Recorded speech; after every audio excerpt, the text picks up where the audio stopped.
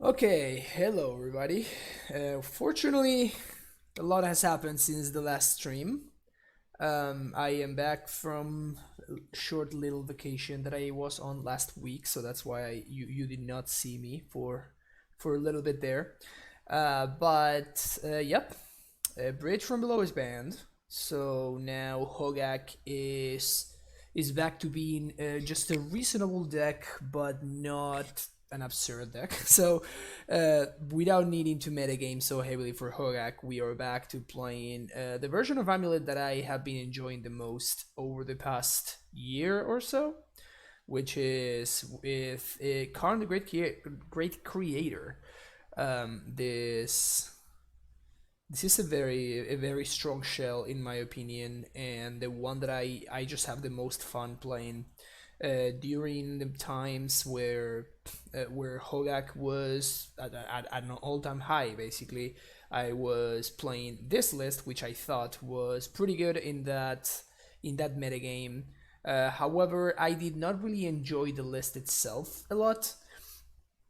I think that Devoted Druid, it's a fine card, but I really missed the more streamlined game plan, and I really just missed Scout. The Druid forced us into some like weird sequencing scenarios that were not that were like a little bit awkward. Like if you wanted, like how you would sequence your tap lands because you wanted to, to play Druid on two, and that they would kill your Druid, and that would delay your Asusa for a full turn. That kind of stuff was very non-natural in my opinion, so I did not like enjoy the list as much as I do this one.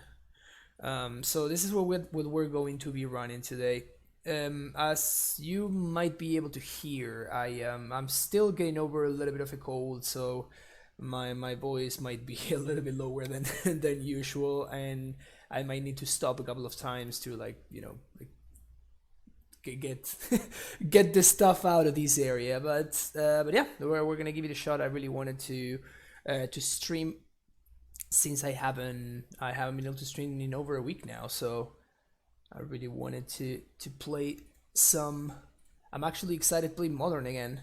Although the other day I played a league and I immediately got paired against against the stupid Neo brand deck, so that was not cool. But well, hopefully that pile gets banned on the next BNR announcement, because that's just it's just bad. Um, Hello Boris, how you doing? Oh, on the bus going home. Nice, nice. All right, let's get it going. Oops, let's resize this real quick. That looks about right. Let me put the chat over here. And we should be good. Going to Buenos Aires this Friday. Any hint to eat a good nice. Well, basically anything that you eat over there is gonna be great. It's unlike in the US. Like I really struggle to find like places in Argentina where I went to it and I was like, oh, that was terrible or something like that. Of course, you have places that are just completely incredible, but but you will rarely get disappointed. Um, but yeah, just eat steak. As long as you're eating some kind of meat in Argentina, you're doing just fine. Also, yeah, we are back on the London Mulligan, so we can very happily throw this back and find a significantly better hand. Awesome. We're gonna keep this, and I'm going to ship back the Summoner's Pact.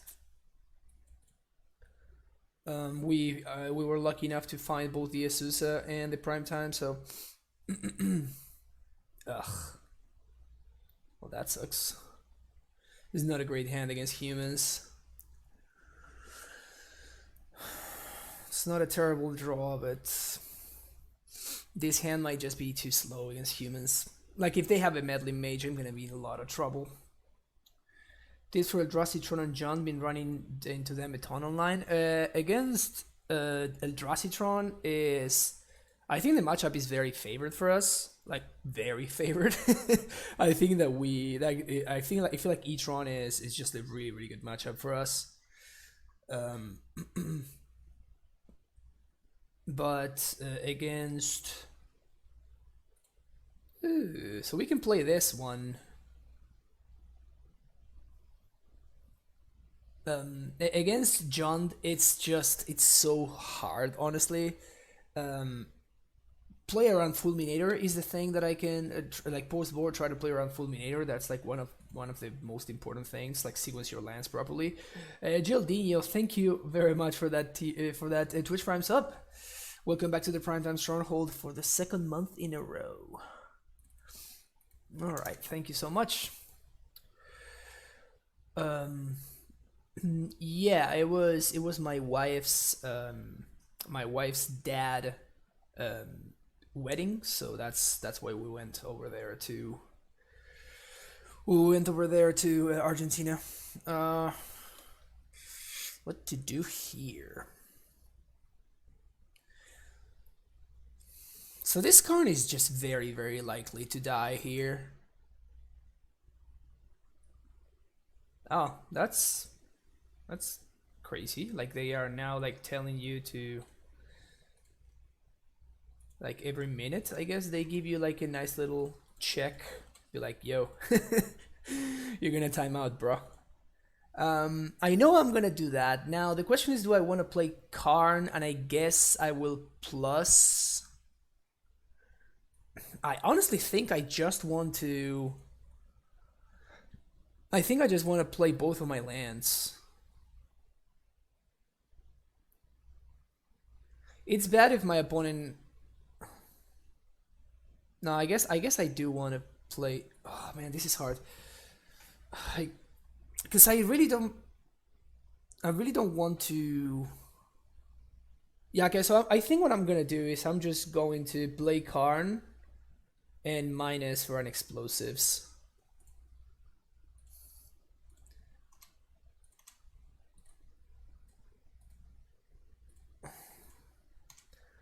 This is kind of like a sketchy play. I am not like totally sold on this play. Because if my opponent has Reflector Mage, then I don't think I can win anymore.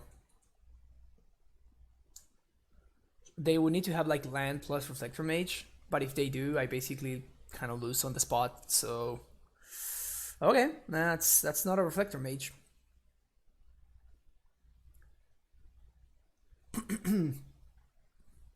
Hornet Queen versus Rurik Thar. What matchup is Hornet Queen for? Rurik Thar, I think it's currently unplayable. I don't think I want to. I want to be even remotely close to Rurik.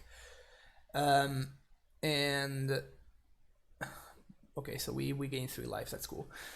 And as far as Hornet Queen goes, it's just a good card. It's a fine card.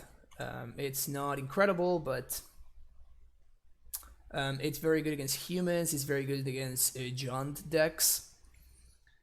So it has a lot of scenarios where it's pretty good.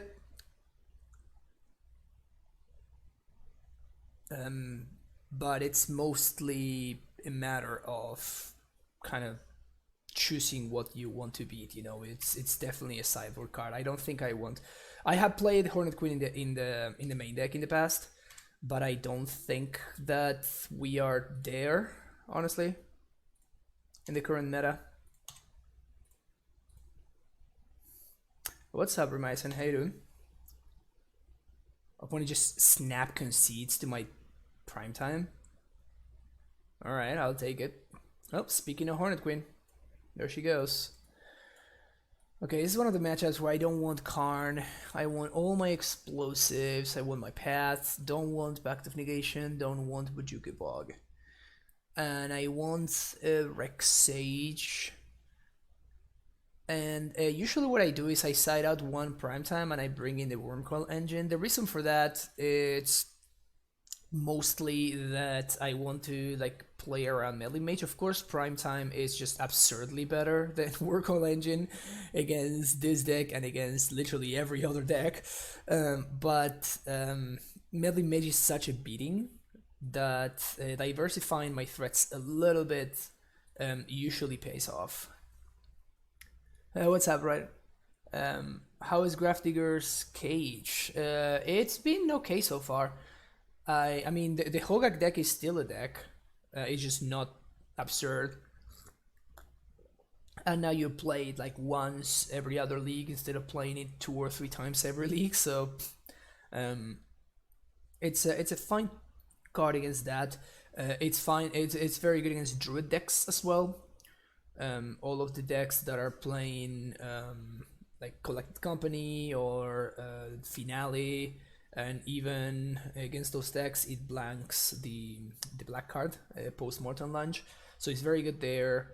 I want Cage against, well, graveyard decks, of course, and even against Affinity, it's pretty good because you stop. You get to stop the enchantment, Experimental Frenzy. So it's a fine card. It's the one that I've been running and the one that I'm playing in the MSL. It's possible that it should be something like a Bailoff, like an Obstinate Bailoff. But honestly, yeah, I think that I'm just fine with with my aggro matchups.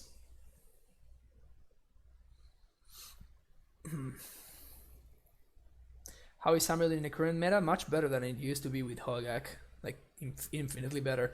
If this were an untapped source, I think I would keep this. But because of Kalni entering tapped, this means that I'm going to be forced to play in Steerings on 2 and then Scout on 3. That's super slow. So I think I'm going to mulligan. I need a faster hand against humans. This hand is just very bad. Yikes.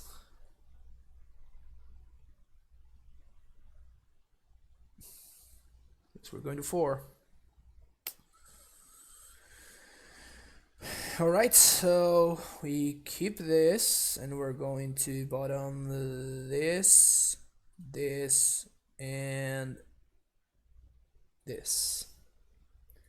And we can't beat most of my opponent's hands.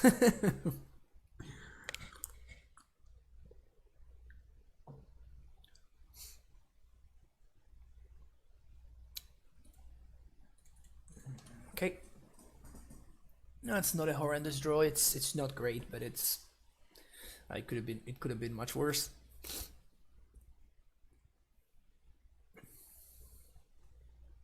Always the hidden tier 1 deck. It always is. Hashtag no bad matchups, huh? We even got an emote for that.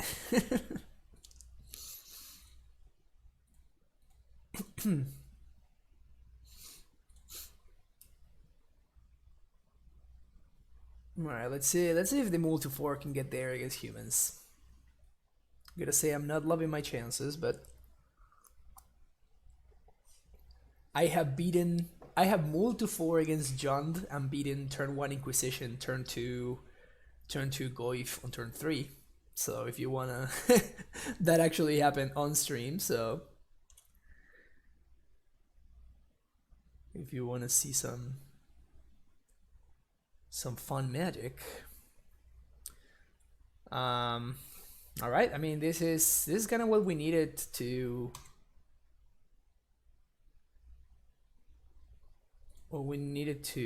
happen. I mean of course the Thalia there, it's pretty brutal because it's going to basically time walk me. Now I am actually a full turn behind now.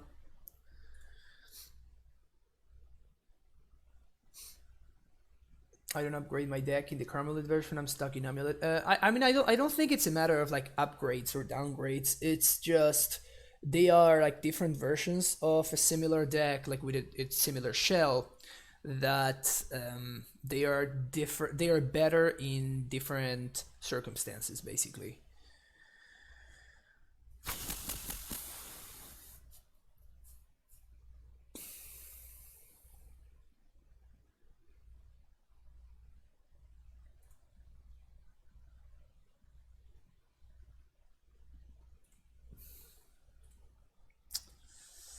So if we find another amulet and my opponent has absolutely nothing, we're going to win.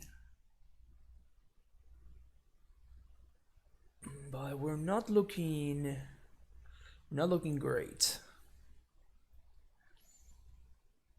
I have become practice for trade for cards for cash. And from you. I usually keep the fourth Titan and 3 more packs because Thalia. Yeah, I know, but I usually do because of this situation exactly. Because of this card exactly. I much rather play around Medley Mage than play around Thalia. This is like such a biggest issue for us. So I think I'd rather hedge like half and half like I am right now. I mean, we're still winning if we find second amulet. Second amulet. Come on. Second amulet. Wormcoil Engine. I guess that's a card we can cast, huh? Alright.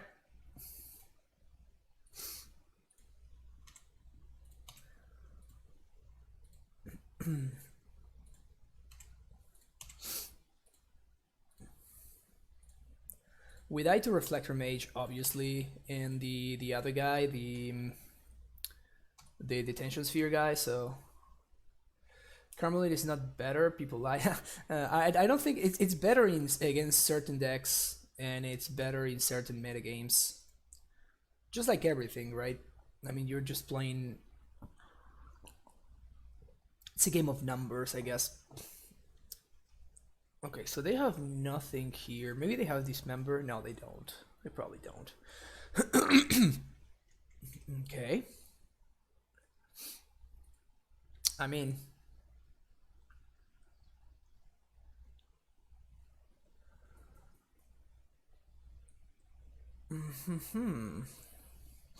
I've been jamming so many games. I'm new to the deck still and love it. No, the deck feels as fun as regarding now. I know that, right? Yeah. You get absolutely destroyed on a lot of matches, but that's to be expected when you do. Yeah. Yeah, definitely. You need to basically expect to do like a fair amount of losing, especially when you're like getting to know the deck. But it's fun. So what I'm trying to figure out here is I think we're exactly 1 mana short of Primetime plus Summoner's Pact. Gamer Guy Gregory, thank you for the follow. So we're gonna be able to have 9 mana. 9 mana, we're gonna use 6, that leaves us 3 mana. We can get 4 more with Titan, that's up to 7, but then the Thalia messes up our math, which is frustrating. I think I need to get Hornet Queen here though, because otherwise I just die. So...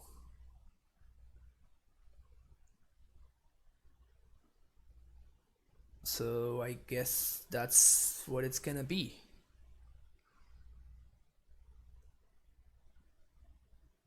I think I want to, like... I'm gonna need to have both of this in play, so I'm gonna need to balance the Kalni and replay. So that's gonna be... I want to play this once, that's up to 5, this up to 7, and then one more 8. Okay. Gotta do what we gotta do. Gotta do what we gotta do. Bounce this, play this. It's nice that this randomly gives us an extra blocker. We go get Hornet Queen. Play the Queen and pass the turn. Because we can't really attack with the Wormcoil, can we?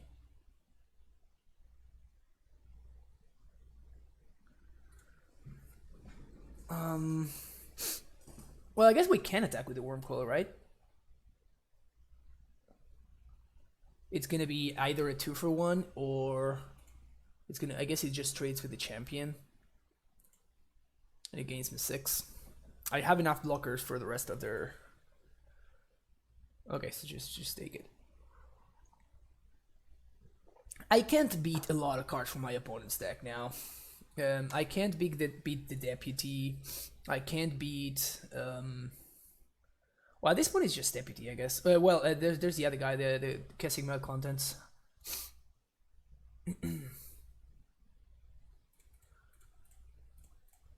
And all of my dudes are Death Touchers, so I can trade with anything I want, and now I'm up to 10.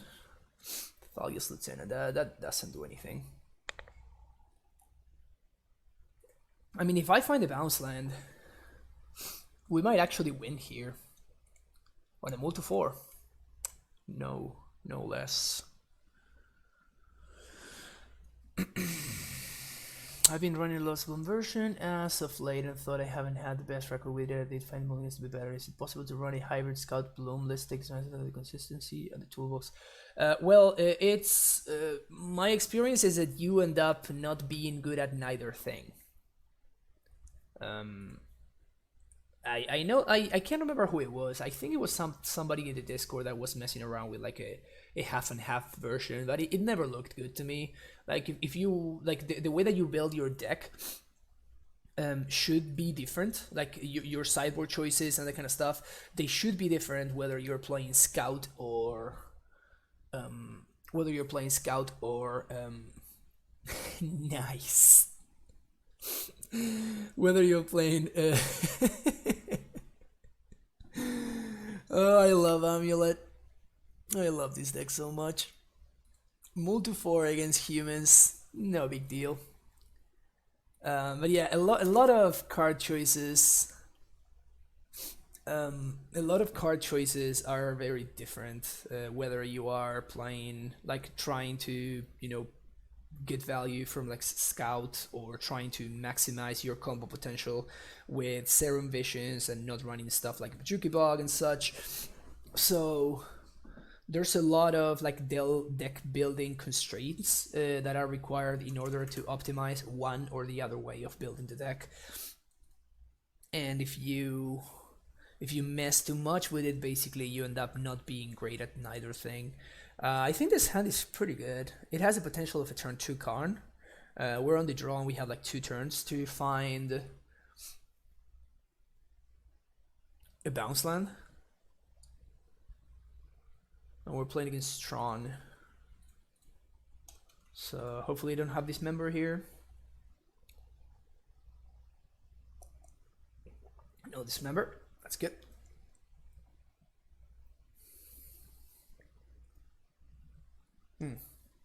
Nice, we're playing against the Eldrazi Tron. Oh, this is Chalice. Oh, that's fine.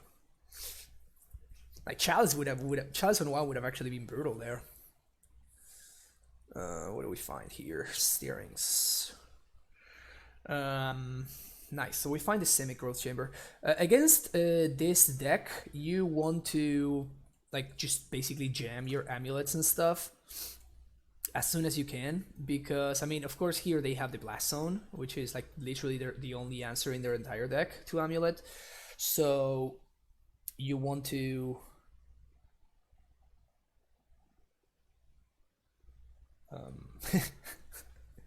why would they tap exactly the Ghost Quarter to play the Relic? That's just really funny.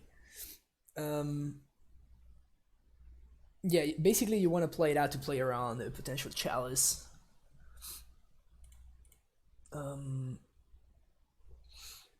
I think I just want to jump Karn here.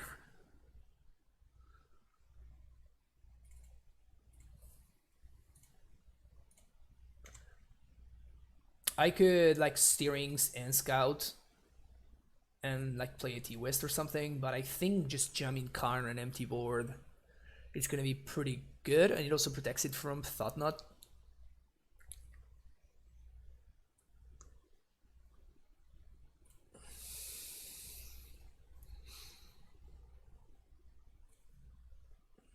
And I think I'm just going to develop my mana. With my opponent having a Ghost Quarter in play, I don't think I want to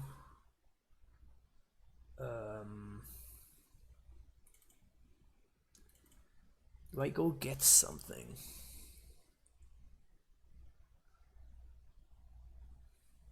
Worst case scenario here, it's going to be Thoughtnut. I guess Reality Smasher. Smasher would be pretty good for them. But I'm not sure I want to go like get a Worm Coil. I guess I do want to guarantee the value from the Karn. So yeah, so I guess we're gonna do that. We're gonna get guaranteed value, and I think I'm gonna go for the Worm Coil. It gives me another very good threat against my opponent's deck. Crucible is another option, but I think I'm gonna go with Wormcoil. And now, even if they thought away my Titan, they still get got by the Wormcoil, so we should still be in a good spot. Yeah. Wormcoil it's probably like the single card that I wish for the most with Karn. I think it might be just like Wormcoil and explosives. I find myself wishing for those two cards very, very often. And they are always very good. I mean, that's why I find myself wishing for them all the time. Because they often do what they are promising. It kind of sucks that the Strive Scout is not going to be able to protect the Karn.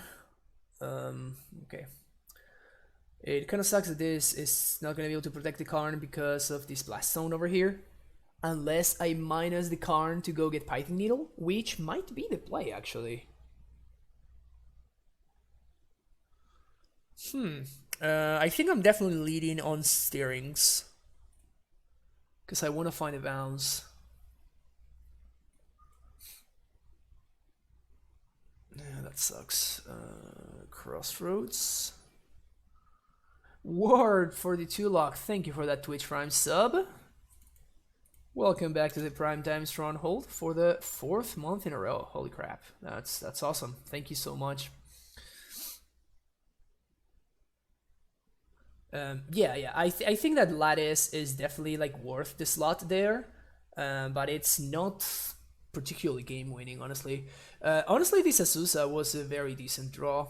So now I can get Crossroads here. Going to play out the Crossroads and tap because of Amulet. Gain a couple of life. We're going to play Azusa. And now we're gonna play this and this.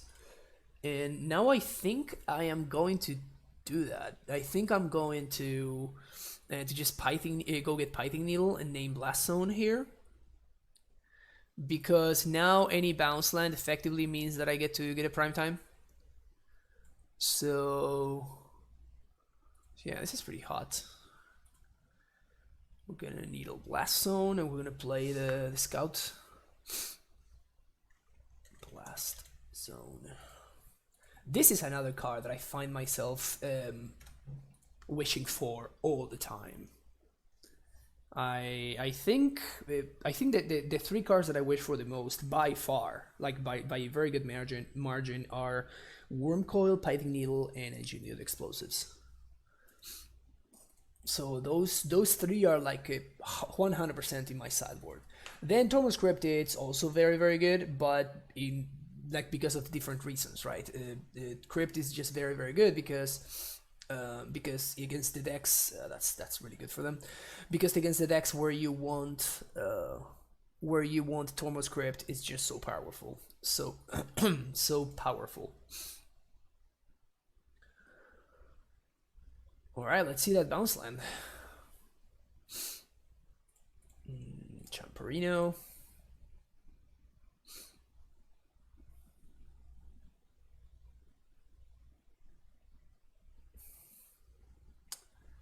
Never didn't have it, huh?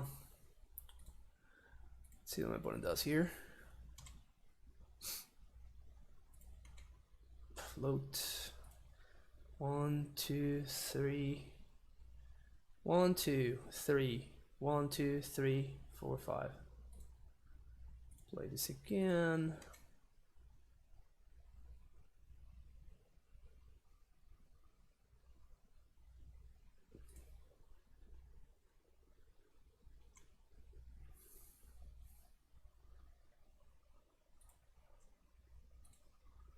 Play this. I guess I could have. Now it's gonna become pretty obvious and my opponent might actually destroy this. Yep.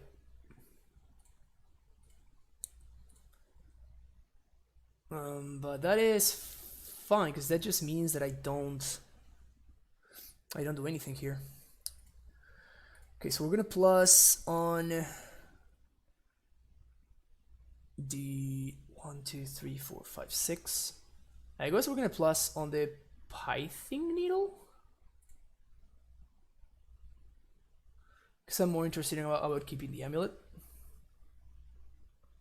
And it also will mean that my opponent is going to destroy their own land if they want to blow up the amulet. And if I draw a Titan, I can still do my thing.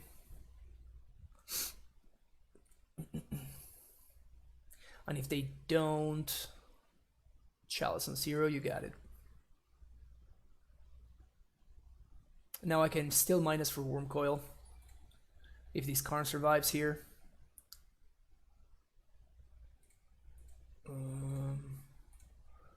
Jigs Gay, thank you for that follow, I appreciate it. Yep, so we're gonna do this. And now we're gonna trade up this Karn for a Wormcoil Engine. Hopefully my opponent will like tap out and like sack the Blast Zone. That would be the best case scenario. 1, 2, 3, 4, 5, 6. Vulcan Ballista would be the worst case.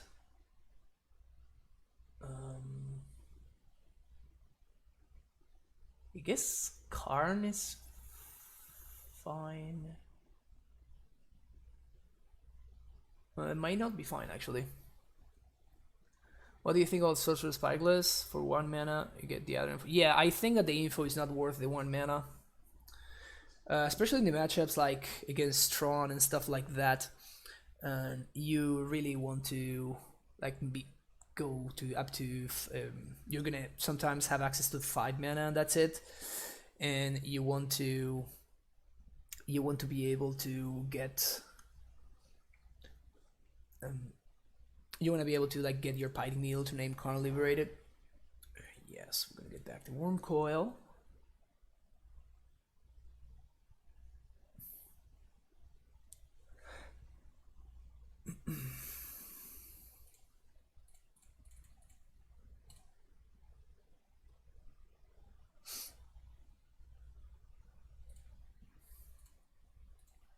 I think I might have made a mistake at some point this game. I'm expecting this to die now.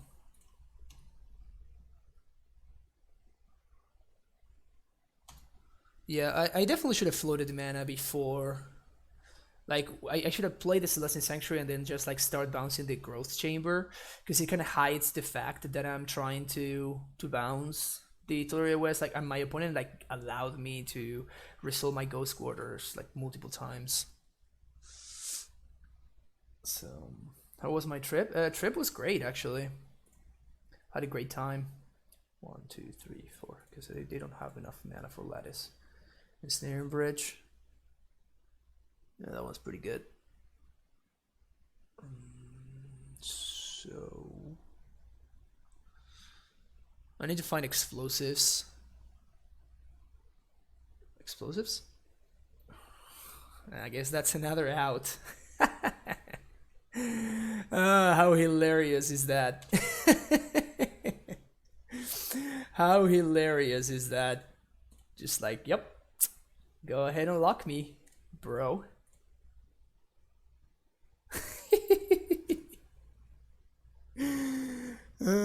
Bring on the chalice. Oh, that's great.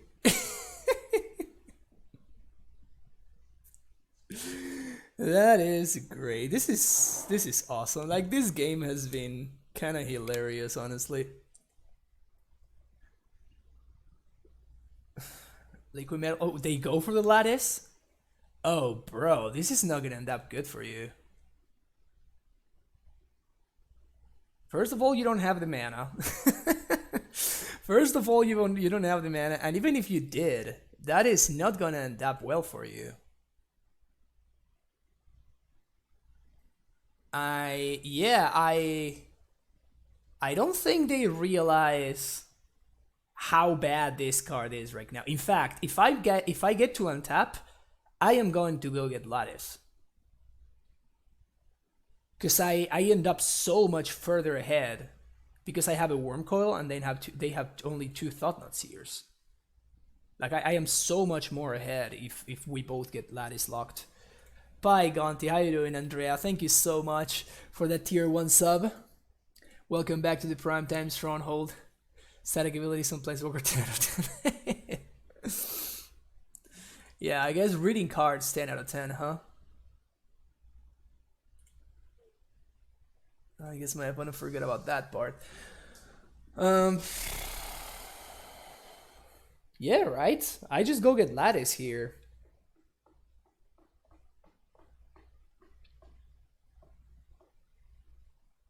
Lattice is just so good for me. Eventually, my opponent's cards are going to be worthless. Or is there anything else I can do? Ooh, I can get Crucible. Yeah, that sounds better than Lattice, actually.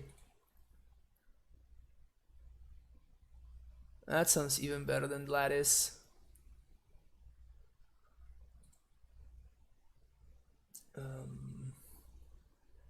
Because I can transmute.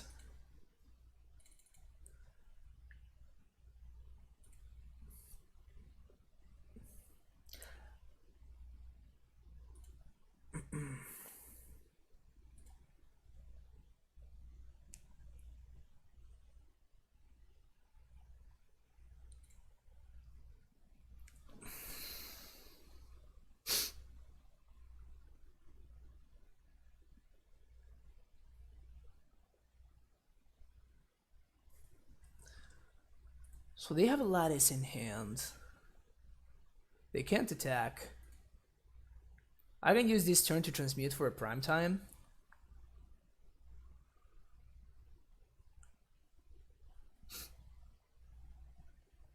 No, I think it's better.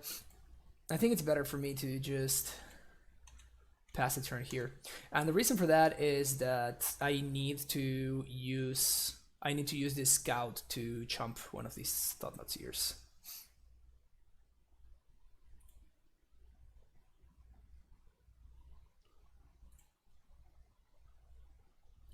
Yeah, so I also need to make sure that they don't play the Lattice, because if they do play the Lattice, then I'm not going to be able to summon or Specs for anything. So that's going to be a relevant piece of text right there. I guess the worst thing that could happen to me is my opponent taps out for Reality Smasher, and they attack all to Karn. But in that case, I eat a Thought-Knot Seer, and they are gonna be tapped out. So I just primetime them and just kill the Karn. So yeah, I think I'm just very, very far ahead right now. That Karn top deck right there was just massive. that top deck was just insane. Yeah. So because my opponent had 3 cards in hand, they were going to draw up to 4. So now their Thought-Knots actually can attack.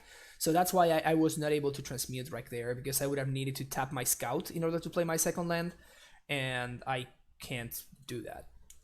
So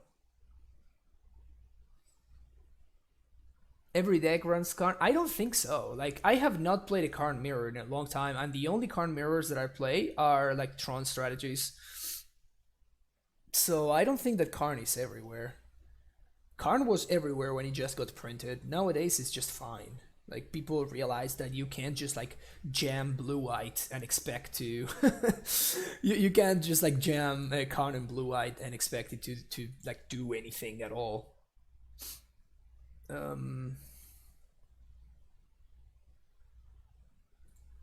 That's spice. That is definitely spicy. I mean, they're dead now, but and this is all because people just don't know how to play with this card. Because if my opponent had done this in the previous turn and they had realized that like their Lattice was actually really, really good for me, then they would have played better here. Now I can like go get explosive so I can blow this up. So this is pretty good for me.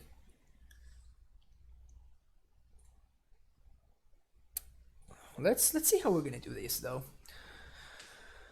We're going to So now their lattice that they have in hand, that's absolutely nothing. I can activate this to transmute 4 explosives. I guess I can explosive some forward, blow up the thought notes. I don't think I want to do that. I kind of need to... Oh, they cannot activate this ability. Okay, so this is great, actually. Yeah, we're just fine.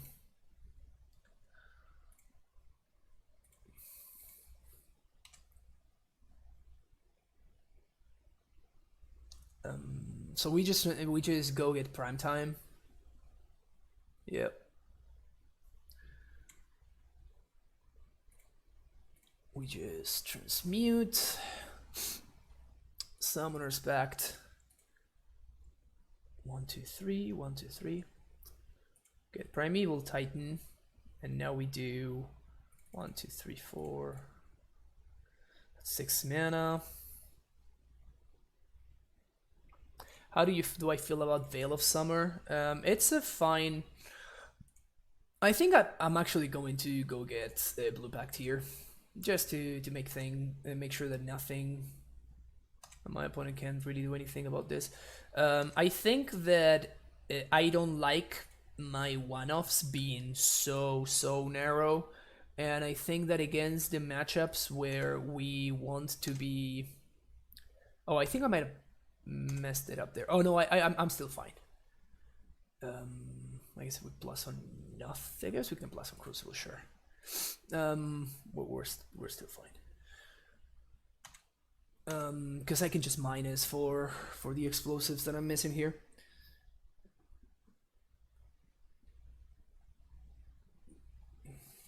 Yeah, Hogak being gone, it's kind of huge. So now my opponent cannot attack my Karn. So this Karn is basically gonna win this game. Which is cool. Ooh. Oh, but this is still fine. Yeah, this doesn't really matter. So they're gonna name Karn, which I am perfectly okay with. If they are really smart, they're gonna name Engineered Explosives. But I don't think they are. That's like such a next level play to name Engineered Explosives here. Yep, that's what I assumed. Them naming Karn doesn't really do anything, because now because of the Crucible I'm gonna be able to like get back the Tulare West and then transmute it. And then I'm gonna be able to like blow their stuff up. So I don't really care about this guy. I feel like I was answering a question and then something happened on game and I got distracted. So whoever asked the question that I only answered halfway, feel free to ask the question again in chat. This happens to me sometimes. Streaming is hard. Streaming is hard. Okay, so we're gonna do boom boom. Pay for my pact. Okay, so we're gonna play the T-West. Oh, asking about Cage, you're right. Yeah, so basically Cage is there because of Neobrand and because of the Devoted Druid style decks. Of course, it has like a side effect and it's pretty good, obviously, against things like Dredge and those kind of things. But it's mostly there because of Neobrand and whatnot. The other card that I was considering is either like a Baloth or a Tolsimir or something like that. That's the other option. How good is Cage in Titan? My reply is no. Oh, damn. The 8-ball is up to something.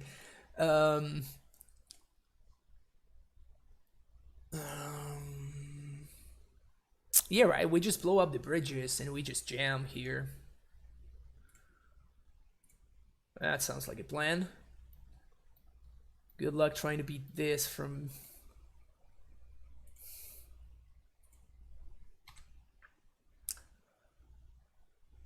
Okay, so... Bounce. Transmute. We could even, like... I kind of like this, actually. We're gonna get Walking Ballista here, and we're just, like, slowly going to mow my opponent down. Nice thing, of course, is we get to destroy the Revoker. That's just value. And we can do it all over again because we have Crucible. It's a pretty good card. Love me some Crucible. Yeah, this game is all but over.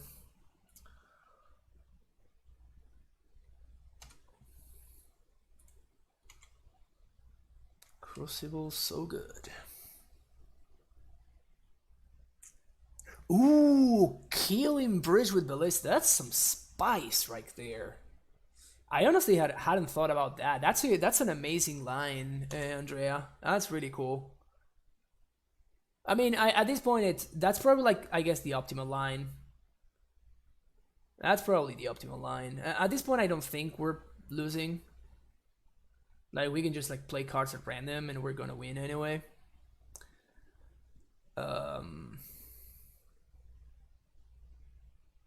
That is fine. Yeah, that is fine.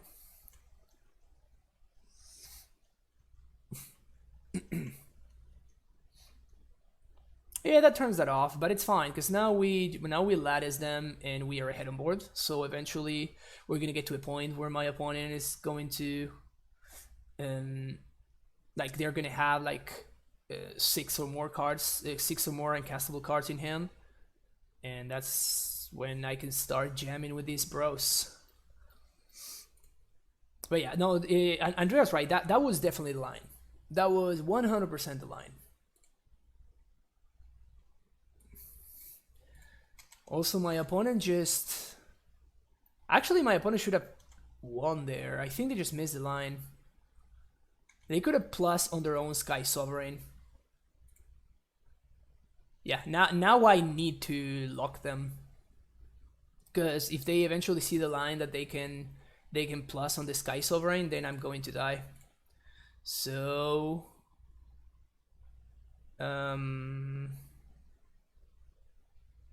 Yep, that's it.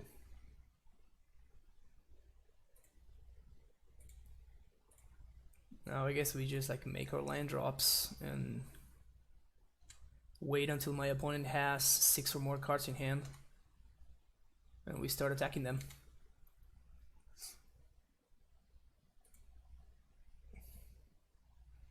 This has been a really funny game. Oh, they could have plus this guy something that they can attack. Yeah, you're right. How do we beat here? Yeah, they are just going to eventually start drawing cards that they can't cast. So there's gonna be a lot of F6ing here. Lots of F6ing.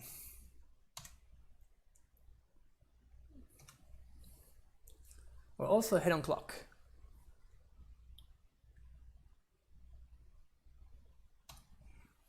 Oh, we can play the T-West from.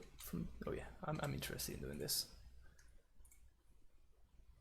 Come on, there we go.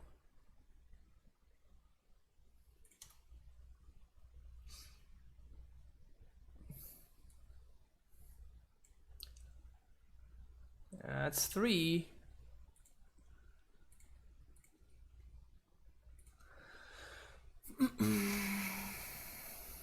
Four. Oh, they find the land. So sad. I guess I'm just going to start F6ing. There's not really that much value in me playing out my lands. And my opponent is gaining clock on me while I do that, so... It's 4 cards, that's 5 cards. I guess they're not interested in conceding, huh?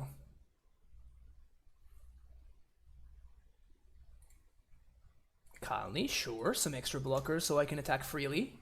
Sounds good to me. Yeah, this is just... Eventually we're just like there. Yeah, okay, so now I can already attack. So we're at a good point already. We're at a good spot. Sanchez 47, thank you so much for the tier 1 subscription. Welcome back to the Phantom Stronghold.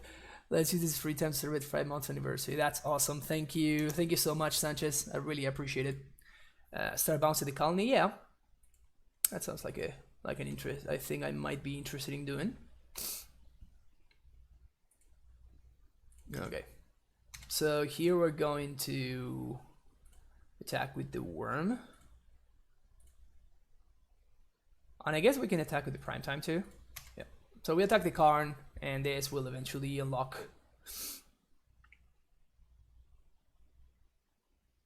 Like, they can't answer both, right? Like, they can't like kill both the worm coil and the prime time. So it's gonna be this turn where we attack like this. Next turn we're going to probably attack with Ballista and Wormcoil, and at that point we're gonna be able to get rid of the Karn, and then we're gonna be unlocked, and my opponent's gonna be locked.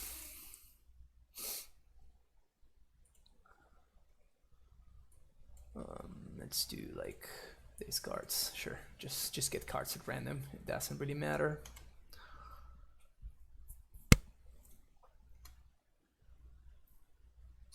Yeah, stay moves. That's exactly the plan. We're just like absurdly ahead on board.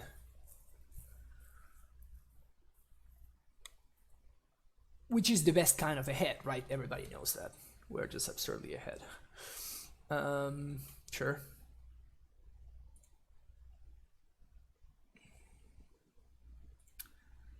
Those are not very good blocks. But it's fine. Okay, so they get to put a Revoker in play, which still doesn't do anything, so... So yeah, so that's a thing. And they also name Karn. Sure, you got it. I guess we're gonna discard this amulet.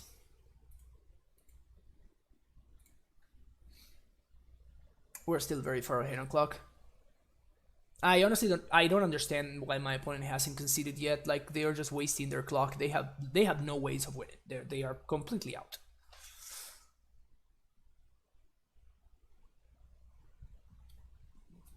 Yeah, that was, my opponent should have conceded like several turns ago. I guess they did not see the line that I was going for. And all of that with that, like, that Meister's Karn that just went ahead and just transmuted for, wished for Wormcoil. Great story, great story. So this is always an interesting thing. I do tend to side out one Bojuki Bog against this matchup. However, it's possible that it might be better for us to side out the Cavern instead. And the reason for this is that these Eldrazi Tron lists very often play Crucible in the sideboard, and they can like Ghost Quarter you out of it. So, hey, what's up, Hound? How you doing? Game is this? That was game 1, Slumpty Dumpty.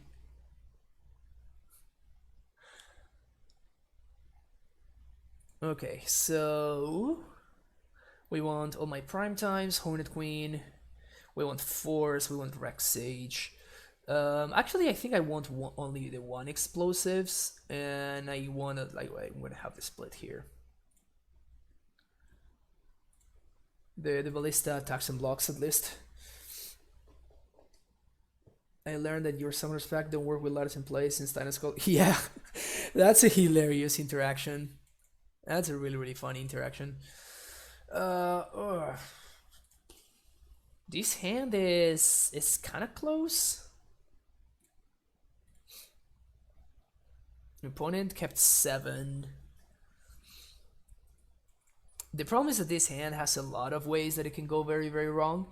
Golden Banks, thank you very much for that tier 1 sub. Welcome back to the Primetime Stronghold. Thank you so much for the support. Do we keep this? I guess I do. Yeah, I think this is a fine hand. The Steerings is likely to get me there. Sinister Minister with a tier 1 sub as well. Thank you so much for the support. Welcome to the Primetime Stronghold. Oh, this is gonna be awesome. Okay, so what do we pitch to the Force? I think I kind of want to pitch the Steerings, unfortunately.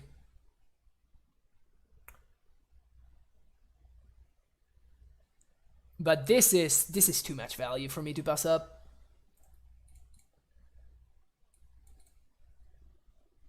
like getting rid of the expedition map is it's kind of huge. I'm more concerned about this card than this chalice in the current state. Like this literally just counters 2 summoners back in my entire deck, so it's not particularly powerful.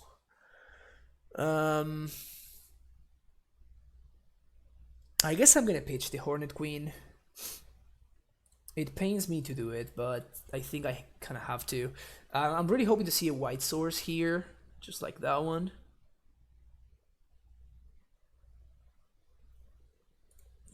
Yeah, so I think I'm just gonna pitch the Hornet Queen here.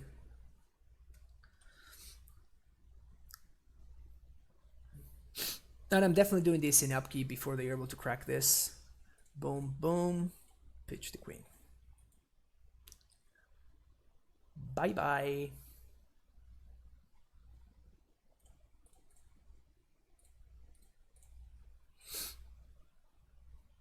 This card's very good. This card's been very, very good. I wish I had space to play a second one, but...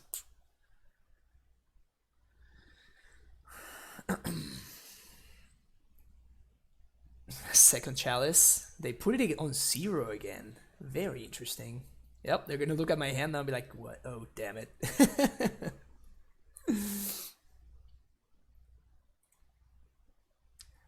Well, it's technically a 2/2. I did exile my Hornet Queen, so... the good thing about this card, though, is that 4 mana, it's just a fair amount. It's a fair price to pay. It's just a fair price to pay for this effect, right? To destroying 2 artifacts. So I think that was like insane amounts of value there, though. While my opponent's really, really concerned about me getting like the Titan Chain going. Of course, now I drew another white source, and I am very, very sad that I did not pick that amulet over the Celestial Sanctuary, but Celebi.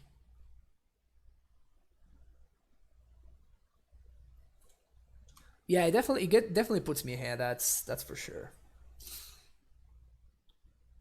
That's a fine draw. I was considering playing around Thoughtnot by not doing like by holding up the Azusa this turn, but having drawn that is just amazing because now even if my opponent Thoughtnots, like they are forced into taking the prime time, which leaves me with the path to kill the Thoughtnot and then go from there. I'm expecting a TKS right here.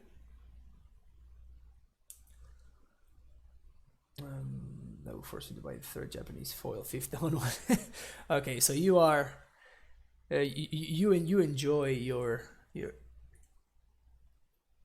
enjoy the sweetness. That's your own fault, my friend. That's your own fault right there. Okay, that's 2 threats down. That's not a minor thing, honestly. I'm not happy about doing this main phase, but if we find the prime time, we can actually play it, so seems worth it. Good to see some more amulet content. Magmet Kalfi, of course. If you enjoy amulet content, you know this is the right place for you. Steerings into El Carno. Sounds good. Yeah, I'll take it. That's just so insane. that's just so insane. Like, just look at like Steerings. Steerings just like randomly shows up. Steerings shows up, and then I find the Karnov of it, and then I just win from there. Legendary Chaos with the 6th year tier 1 subscription. Damn, time really flies by, huh? Thank you so much for the continued support. All Japanese OG foils. I need to change the list. I have a few extra cyber cards. Wow, that's nice. That must be really nice to look at.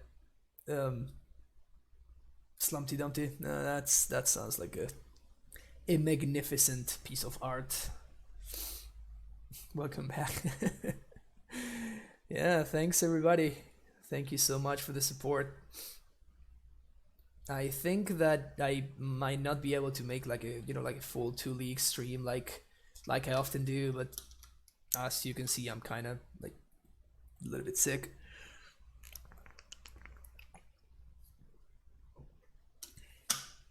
What can they get here? Like a ballista for one? Like they literally cannot do anything. And I'm gonna lattice them right now.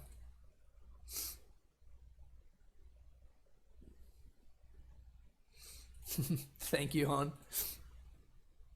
Yeah, sorry for all like the gross noises that I'm making, but it's I'm not out of the woods yet. I got sick while I was in Argentina, and I'm not fully recovered yet. Fire action revoker. That's funny. Gonna lock your own Karn out.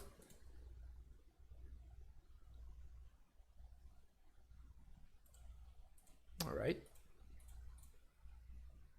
Interesting that they're playing Revoker over something like Spyglass or whatever.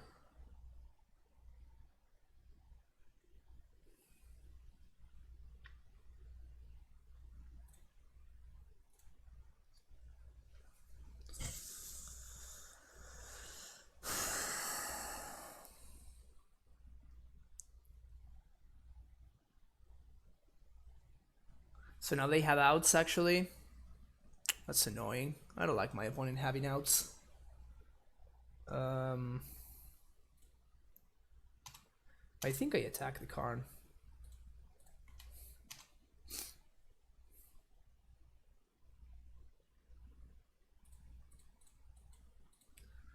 Double strike here and play this and replay. Sure.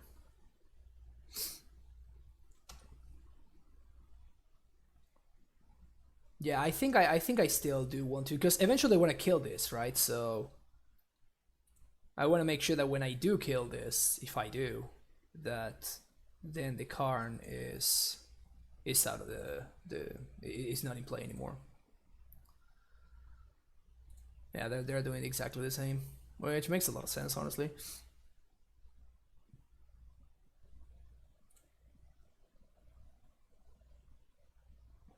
They top decked Embringer. Oh, the defensive Reality Smasher. Love it. Love it. We're not drawing well. in case you were wondering, we're not drawing well. Our opponent is drawing significantly better than we are. We do have a fair amount of live draws here.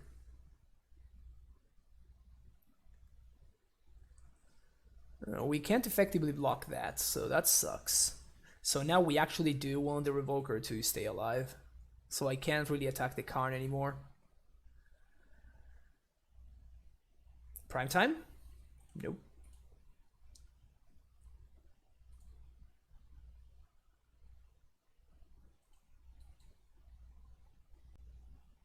But unless they draw another threat, they can't really attack. Well, I guess they can, yeah, because now they actively want me to kill the Revoker now.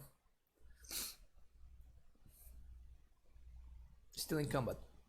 You're still in combat. Opponent. There we go. It was a lot. It has downfalls in long grind. It can be tearing towards the last runs. Yeah, I can see that. Honestly, like I played only one big tournament with Amulet, and by the end of both days, I kind of wanted to like go play some more.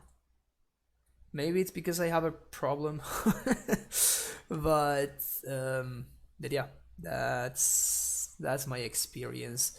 It is definitely it can definitely be an exhausting deck to play though. Way too many decisions every single turn.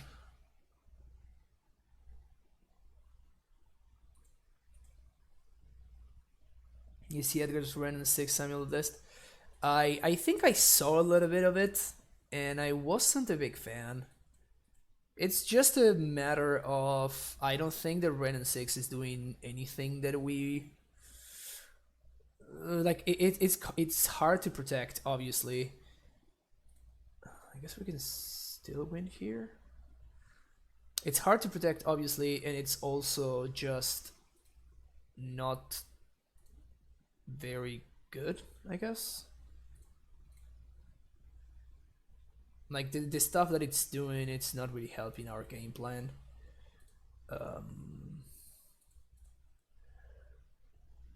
Well, oddly enough, I was punished for not killing this because now I would be able to like play Karn and then go get Worm Coil, which would save me.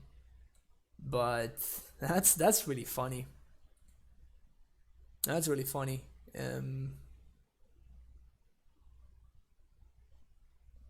Yeah, that's hilarious, but that's what happened. All right, game 3. Honestly, my opponent has a minute and 45 minutes and 49 seconds.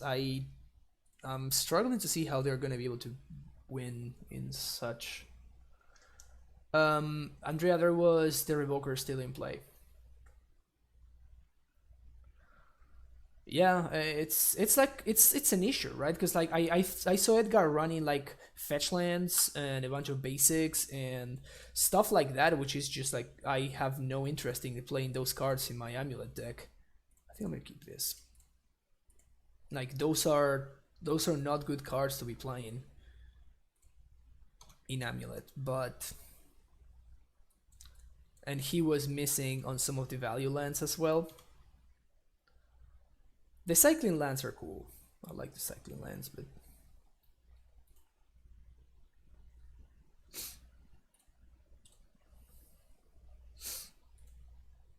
all right.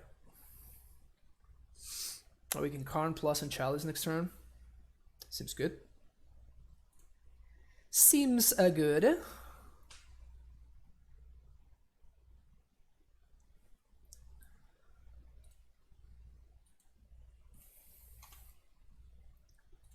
Boom, boom, boom. Good bounce to Ghost Quarter so my opponent doesn't destroy it. We're gonna plus here. My opponent did not crack the map in response, so we're probably gonna see a Shame Scoop really quick.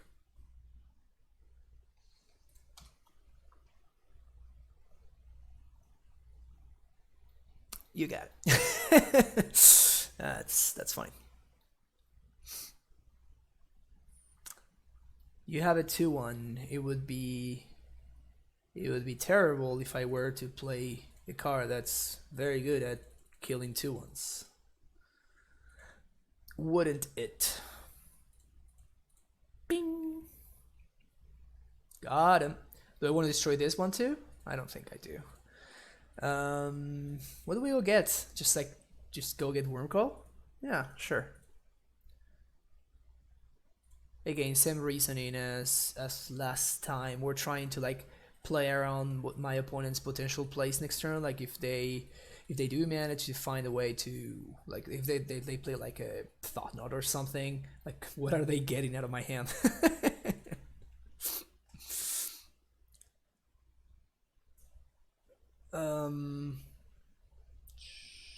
Sure. So they have a Karn.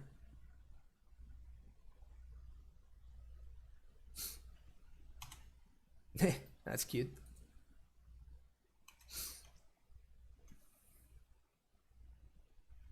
I can plus on the Amulet now. Or I can just win the game. Which one should I do? Opponent has 23 seconds left. Yeah, of course. Of course, let's do this. Of course that we're gonna go for the style points. This is not a coward stream. Opponent only has 18 seconds left. No outs. Let's go for the overkill. Wait, path them. I was going to path them on attack step. Because I could path them and go squatter them. Just randomly go squatter one of their 3 Tron lands over there. As I was saying earlier, the E-Tron matchup is one I'm fairly happy with.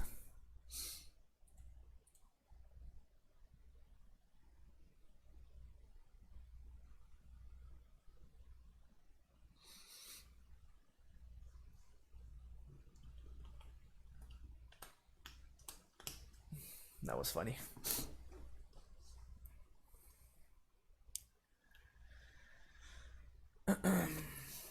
Fully fast one heavy modern masters. Yeah, that's not much to say about that hand. That was just unkeepable. This hand is pretty solid actually. We're just gonna bottom the Pact of Negation. And we're on the play, which is where we want to be with a hand like this. Turn 1 Scout, hopefully this guy survives. We get to Steerings on turn 2. Seems like this guy is not gonna survive. Oh yes, it is. Is this Infect? I guess we are not gonna survive. Oh, Arbor Elf. Alright. Steerings. Amulet. Ugh, no Amulet. I'm so unlucky. I am so unlucky. 1, 2, 3, 4, 5. I guess I want the Ghost Squatter. I want the Ghost Squatter instead of the Visuba because of my opponent showing me that they have an Arbor Elf. So if they like play, they try to play a Utopia Pearl or something, I can just go Ghost Squatter the land in response. Or an emotional roller coaster. I mean, that's what Amulet is. It's a beautiful emotional roller coaster. Snowcored Island. All right, activate this guy.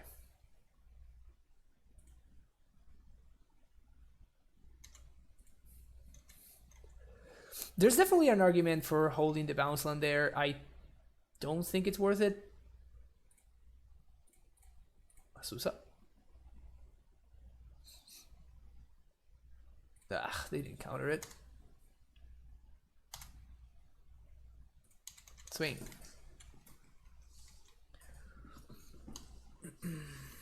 So, I guess the best card that we can draw here is Ice Funkwaddle.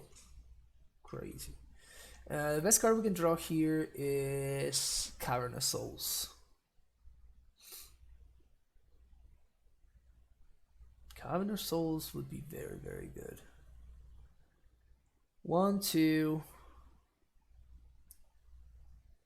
3, 4, 5. So I'm gonna let this resolve. Because this Ghost Squatter is my 6th mana for prime time, so we just jam. Not much else to do. Just gotta jam in there. Playing to the remand. This Cryptic? Damn, I certainly was not expecting Cryptic.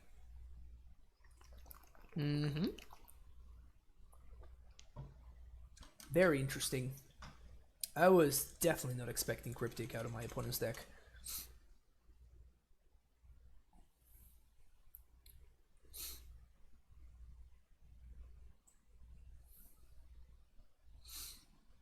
Last Zone doesn't do much.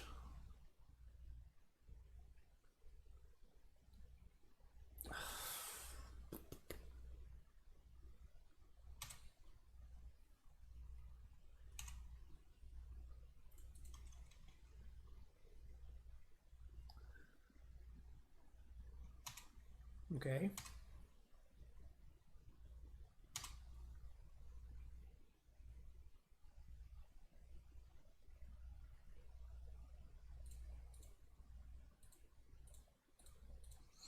This is mostly to force the action more than anything else, honestly.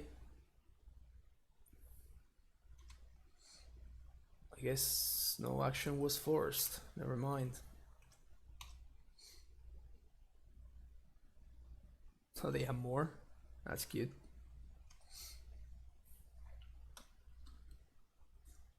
Oh, I made a mistake. I should have...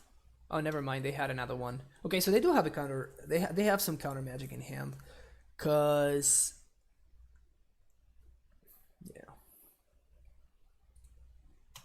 Yeah, now that I have a second blue source, it's even more of a reason to not just jam this. Because if I need to, I can just transmute for for Cavern. I'm not liking my spot though.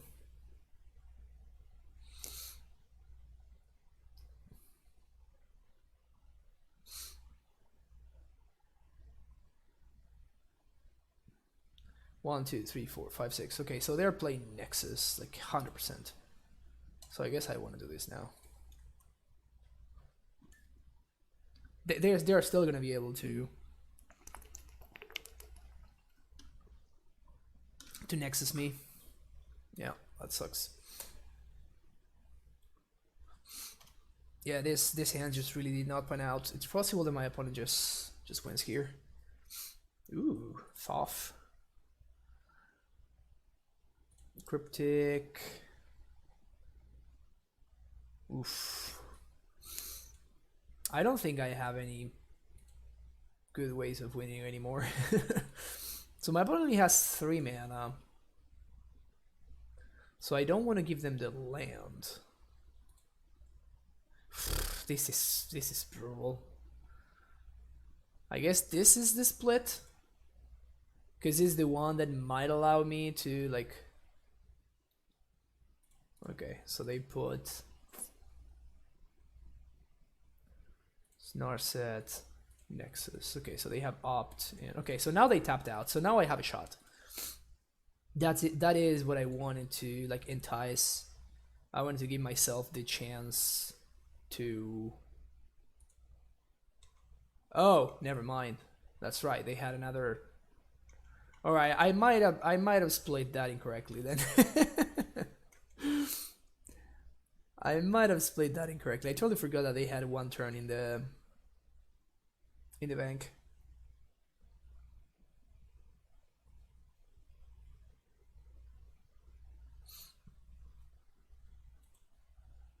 How does my opponent beat aggro decks like ever?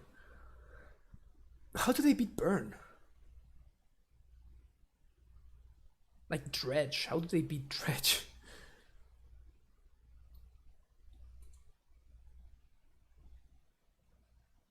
Alright, that's probably GG's. It's gonna take a lot of time for them to win, but...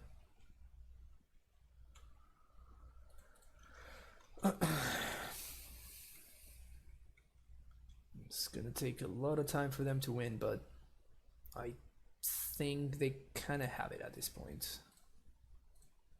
2, 3, 4, 5, 6, 7.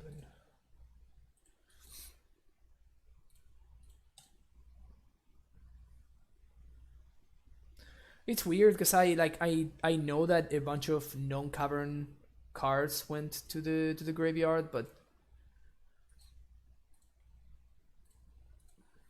to the bottom, I mean.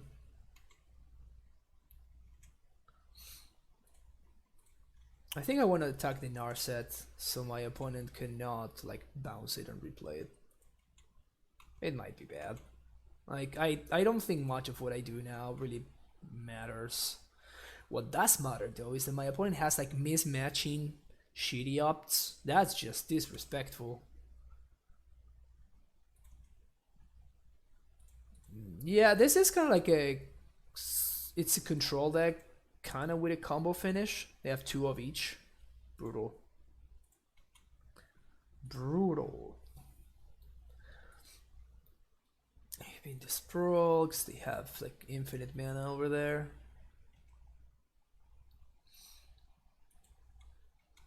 I remember that Caleb was like messing around with a list like this with like the Arbor Elf Utopia Sprawl engine.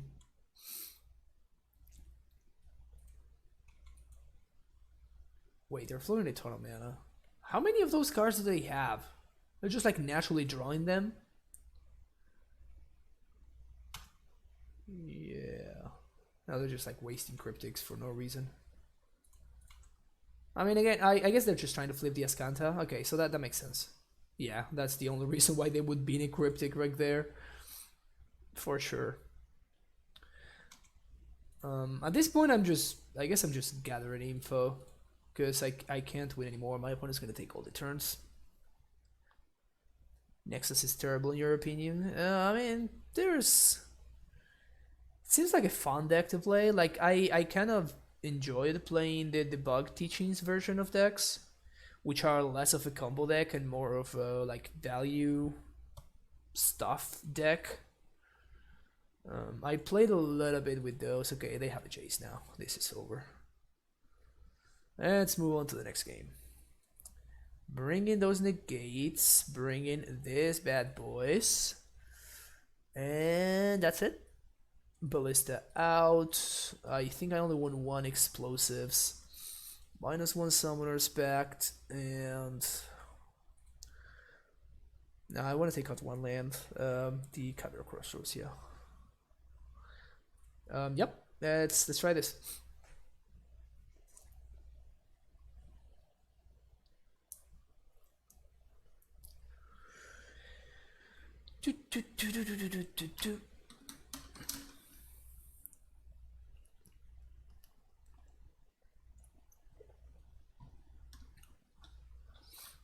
But yeah, Nexus it just feels really bad when you're playing against it.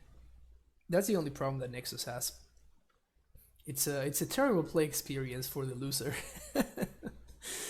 Because it really takes a long time to win and you're just like sitting there because they might just brick. Like you have like that 0.005% chance that they will brick, but they won't. But you cannot really concede. But yeah, I take maybe more liberties than most in that sense. Like maybe there was I don't think we're winning that game. Maybe I should have conceded a couple of turns earlier, honestly. But since my opponent is not really playing like a stock list or anything, I can't really like I wanted to gather a little bit of info. Like I got to like now I know that they're playing Jace and Narsets and stuff like that. Whew.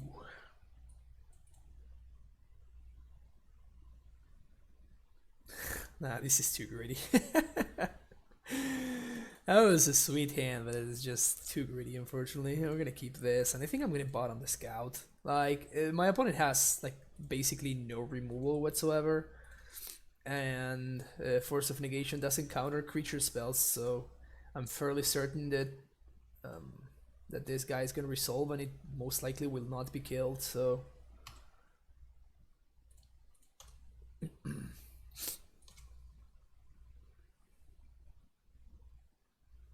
Please step out here. Oh, okay. So they're probably playing Spell Pierce over there. Very likely on Spell Pierce. The issue is that if nice, that's such a good draw. That is such a great draw, actually. So we get to slow them down, and we don't give them a target for Spell Pierce. And we're still developing our mana, and now we are actually significantly ahead on mana. Now we're gonna have like 7 mana next turn. My opponent has only 3.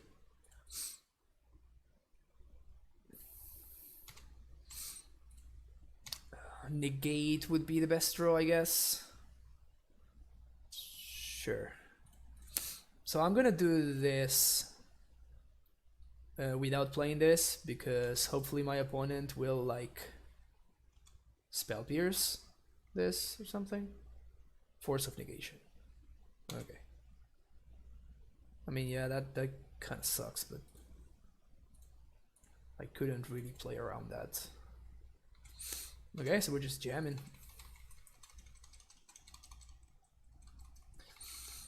Yeah, they're for sure fun to play, King Cantona.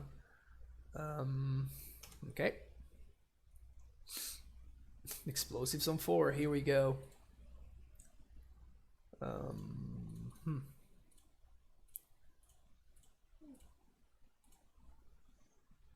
At least they don't have cryptic mana, so that's nice. Boom.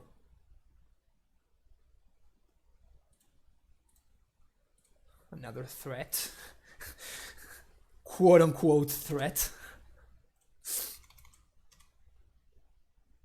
Alright, I feel like that was... Unless they have another one, I feel like that was definitely counter-worthy.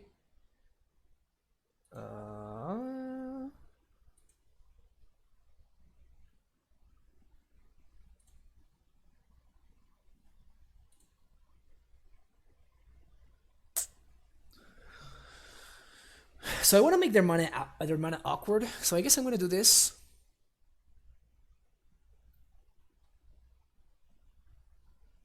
Because if I give them the other way around, well, I guess this is the only green source my opponent has.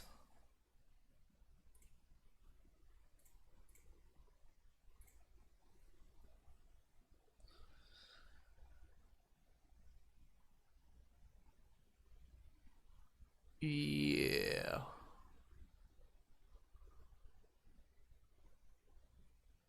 Okay. I'm gonna split this way. This Jace is kind of...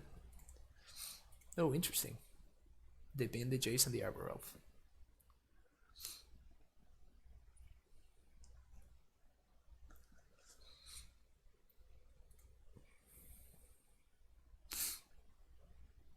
Okay, so what I said happened, basically. Which is like, I basically like ramped them and now they're gonna be able to like triple spell here. Or not. Maybe?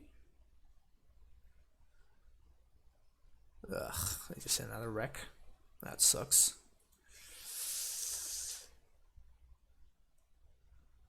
Getting wildernessly wrecked over here.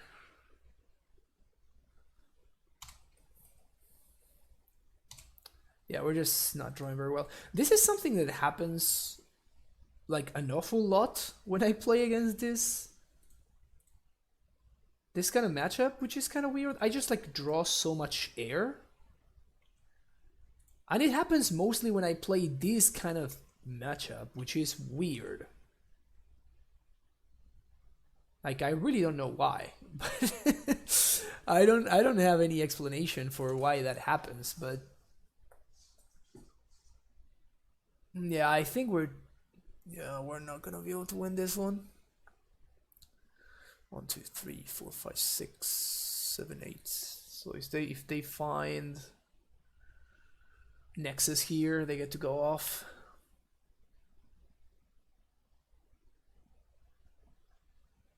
Well, we just drew a bunch of nothing.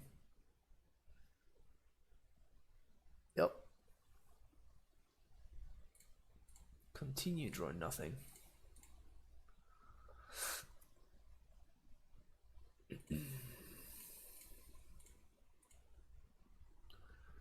Cryptic tap draw is kind of brutal here.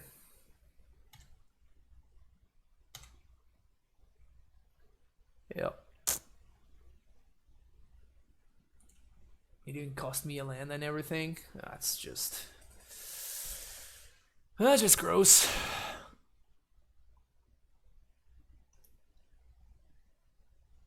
I think I'm gonna play like a couple more turns because I have draws that might be quite good actually, but my chances are not very promising. 2, 3, 4, 5, 6. That's about a thing. Defensively, just a turn too slow. Yeah, it's kind of annoying to play against. It's definitely fun to play with, but I don't think it's good enough. Like I think it's like it's a deck that you play in leagues for fun.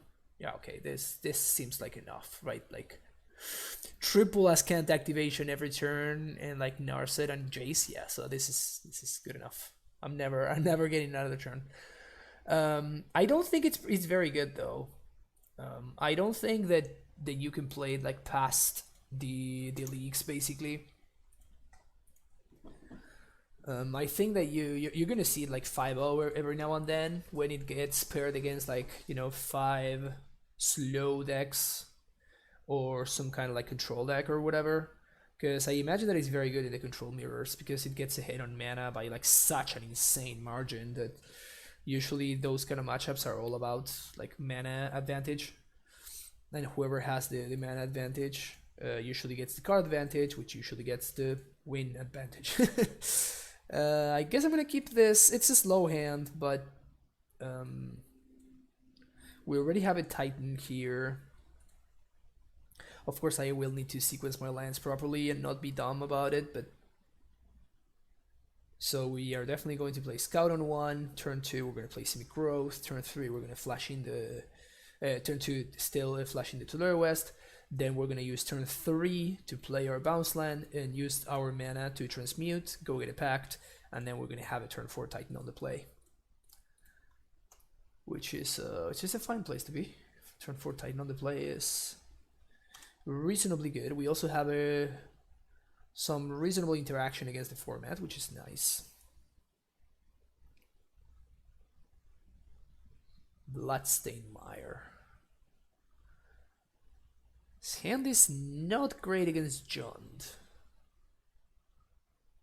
I guess we're playing against Jund. Yep. Ugh. Ugh, ugh.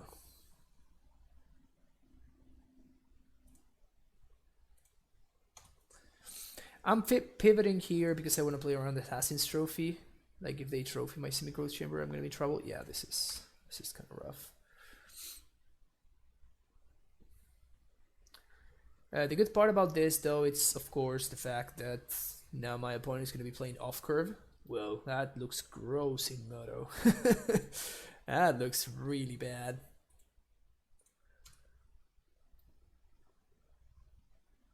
Look, they're so different. It's so awkward. Jund is back in a big way. It's brutal. Yeah, I mean, Jund is a fine matchup for us. I mean, unless they start drawing like a bunch of ways to like mess with my lands, or they play Liliana right now. If there's Liliana, we might be in trouble. Okay, yeah, that's problematic.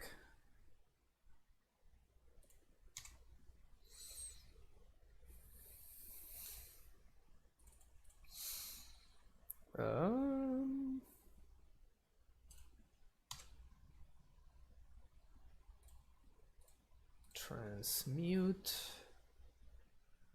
and guess I'm gonna get Summoners Pact. Yeah.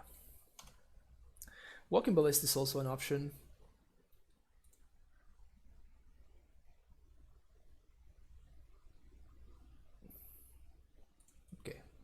I'm not playing around Assassin's Trophy. I know that if they trophy my Semi-Growth Chamber, I'm going to lose, but I think it's worth doing this in order to blank the Inquisition.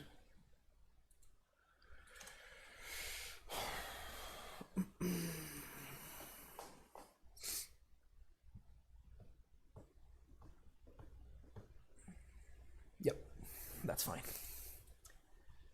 I knew that was a possibility when I did it, but I think that if my opponent gets to discard my Inquisition there, then we're gonna be too far behind. So we want a Hornet Queen. We don't want this. We want some paths. And that's really about it. I want all my lands. It's Jund, so I think I might not want the Coalition Relic. Maybe I do. Inside on one amulet and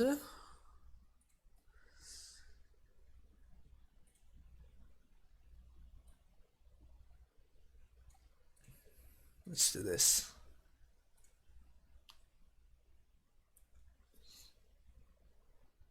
Yeah, that's fine. I don't think that playing it slow, like letting the Inquisition resolve, is going to help me.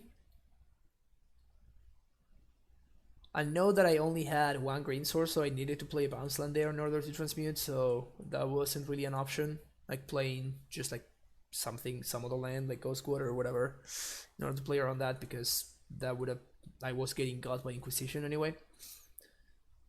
But yeah, I mean, my opponent played well there. I knew what I was getting baited into, and it's fine. I accepted my fate, and then. But with Liliana taking up to 5, I much rather just like forcing them to get there.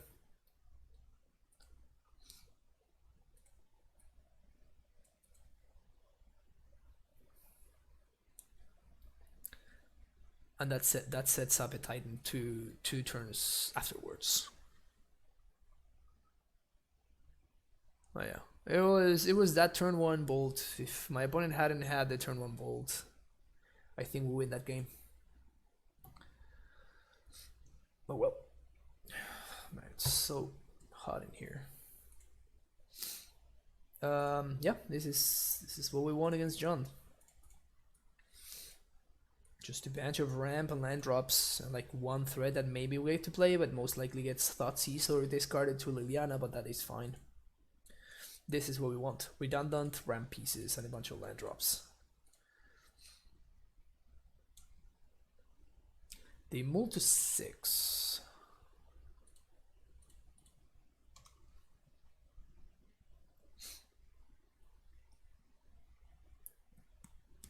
All right, this is looking much better already.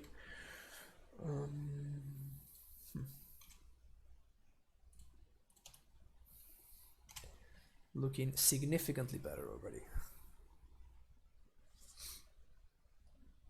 So now my opponent needs to like answer the scout and please play it. This is so good. This is so good. Opponent never saw it coming. They never saw it coming. Bing.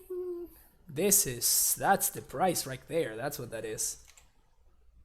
That is sick.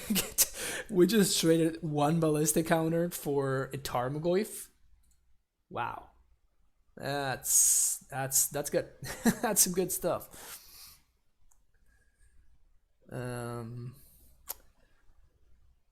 My opponent could. It's like it has death touch. Yeah. Fulminator. That's fine. So we're basically just like never tapping scout ever again. Oh, OP. My opponent must be new. They must not watch the stream. Opponent does not watch the stream, I guess.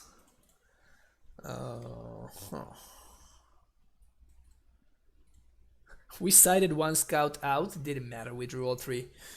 So do we want to go wide?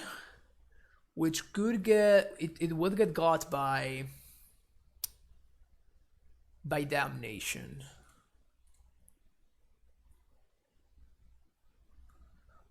I don't feel like I do want to. Like, I'm not gonna play around the second Fulminator. If they have it, they have it. But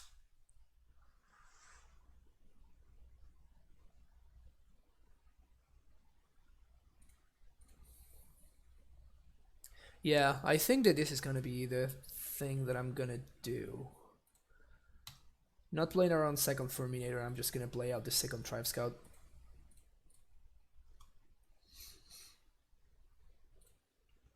Yeah, 3 Fulminators is fine.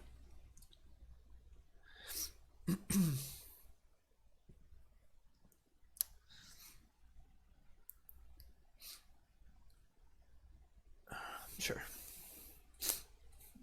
Bob would be the only thing that would worry me right here.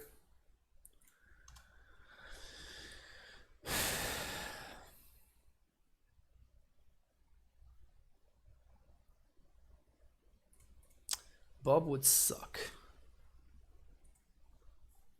As in suck for me, right? It would be very good. That's what I mean. Though I guess I just draw 1 prime time and I win though, so.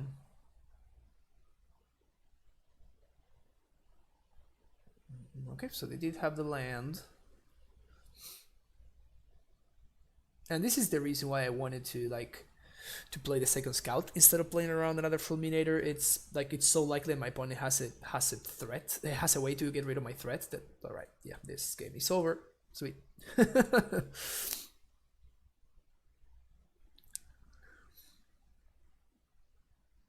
Over, game is over. We're gonna get double Simic here. Yep, they just concede. Boom, boom, boom. So as you can see, that is exactly the kind of hand that you want to see against John. You just want like a bunch of ramp dudes and just lands. Like that Hornet Queen could have been there or not. I think it would have actually been better if it weren't there, honestly, because that's like something that you get to. Like I think like something like explosives would have been better, or I don't know, but still, like that is the kind of hand that I'm looking for always when I'm playing the black green matchup. Yeah, so this one is not so good. This one is significantly worse than the previous one because this hand does not get to play around Fulminator Mage. Oh, wow. Okay. This one is better, I guess. Now the question is, I think I bottomed the Hornet Queen. It's worse against Surgical Extraction, but just Primetime is just so much better than Hornet Queen. We're gonna keep this. We're gonna bottom the Hornet Queen.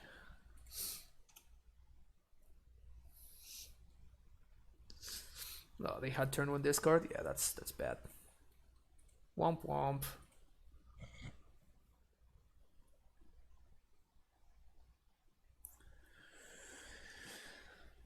All right. Okay, that's good. I like that.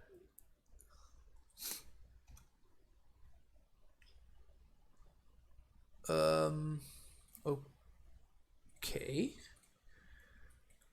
So now we really want to find the bounce land.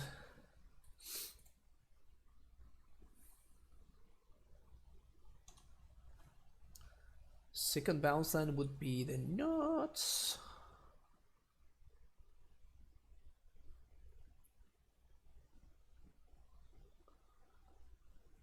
Bounce land, bounce land, bounce land.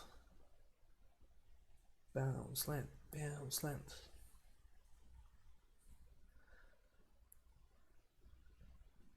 I guess untap land would also be pretty good because it allows me to turn this T-West into another bounce land, so that would also work. So either untap land or another bounce land would be the best. And note that Amulet is not actually particularly good right here. Alright. What do you got, OP? No double black. That is very interesting.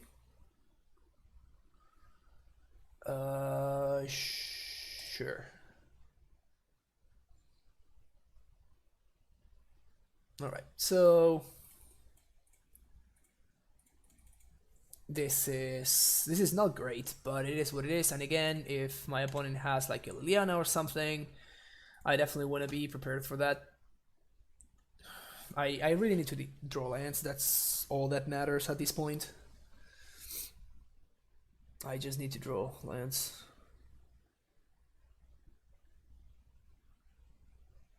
Surgical would be annoying but beatable. Fulminator would not be beatable, I don't think. Get my little point there. Liliana also might not be beatable. Yeah. Yikes. Ooh, Ashiok. That one's... Alright. That one is. I was not expecting this one for sure. Maximilian III, thank you for that tier 1 subscription. Welcome to the Primetime Stronghold. 5 months already, my friend. Thank you so much for the support. Now this is the turn. What do we do?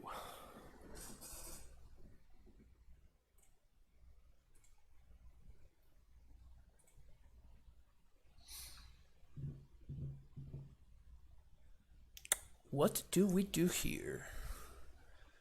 I mean, the biggest reason why I'm tanking is because of this, right?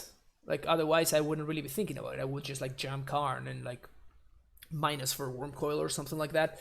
But this is an issue. Because if my opponent top decks any land, they can just kill my Karn.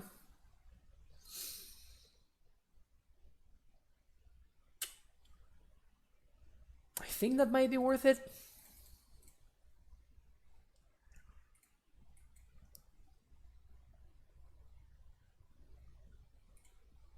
Well, I'm gonna go for Needle here. I want to get my value while I can. Now they can Baltic Karn, of course. That would suck, but the good thing is that Ashiok is really annoying. But if my opponent has nothing else on board, it just doesn't really do anything. Like, yeah, they're gonna get to like exile my Karn or whatever, or they're gonna like, yeah. So there it is. There's the land.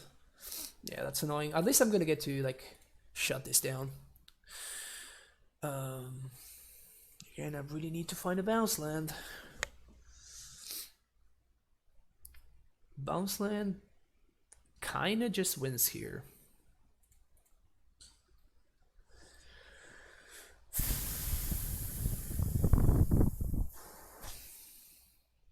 Yep.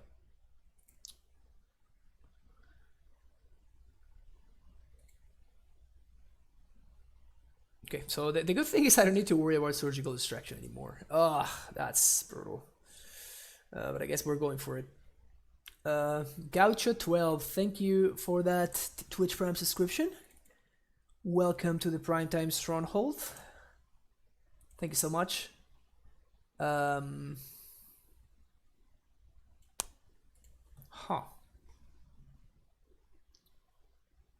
What to do here? Bog just makes Goyf smaller. So it's between Forest or Amulet. I think I'm gonna go with the Forest. But oddly enough, I think I needle Liliana, right?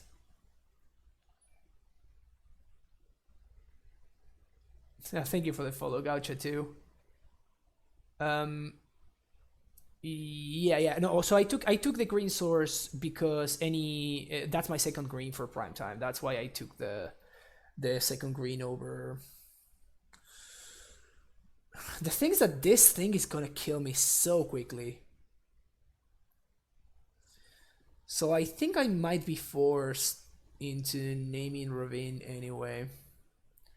The thing is that if they do go, that means that they use their entire turn to activate Ravines. Yeah, so I'm gonna name Liliana here. Oh, Fulminator would be the other thing to name. Either Liliana or Fulminator. Which one is it gonna be?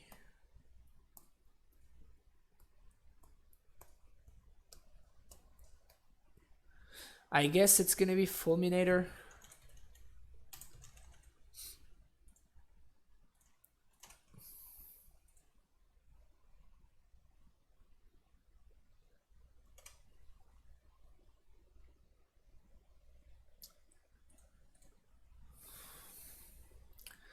Yeah, Lily's scarier, but it might be remotely beatable, while Fulminator is not. Like, if they have Fulminator, the game is over immediately.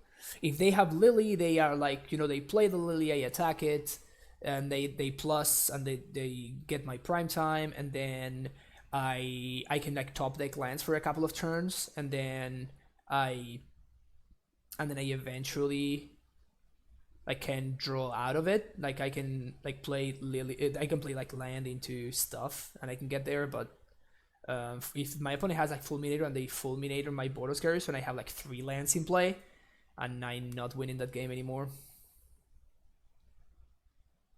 I'm suspecting they have a K command because they are really tanking here. They're like wondering whether they are gonna discard this or discard my hand, or they just attack. Never mind. Take 5. Bounce land, untap land of any kind. Any of those cards win it for me. My opponent keeps activating Ashiok. I really don't understand that. Like, whatever. Dan Francisco with that tier 1 sub. Oh, redundant Azusa is just gross. Thank you so much for that tier 1 sub. Welcome back to the Primetime Stronghold. 10 subs today. Welcome everybody, and thank you so much for being here. Man, this is rough.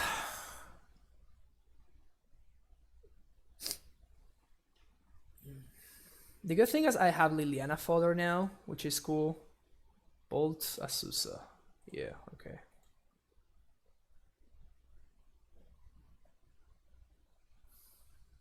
My guess is that they must have like something. They must have something like Astrophy in hand, like Maelstrom Pulse. Yeah, I guess if they had Astrophy, they would have blown up the garrison, so never mind. They can't have Astrophy. Now we know. They have Liliana. Yeah, this is kind of brutal here. Womp womp. So this was their top deck, because otherwise they should have 100% played Liliana there. So it was just, they just top deck this.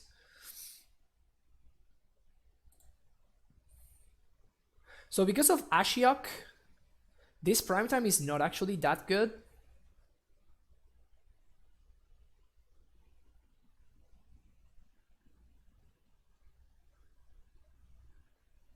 So I guess this is what I'm going to discard. It's weird, but I think it's correct.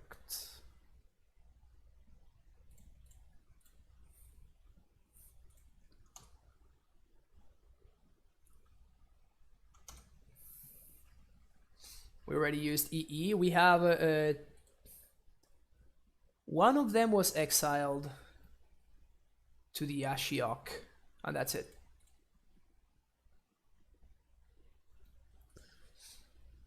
Yeah, my opponent's just like outdrawing me by, yeah, significantly.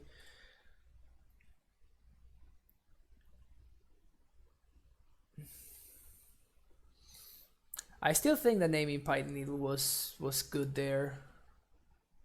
Naming Fulminator was better than naming Liliana in the blind. Maybe I'm wrong, but I don't think that's the case.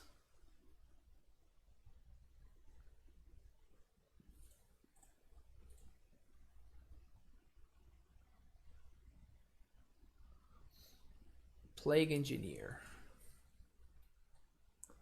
I should name Plant here.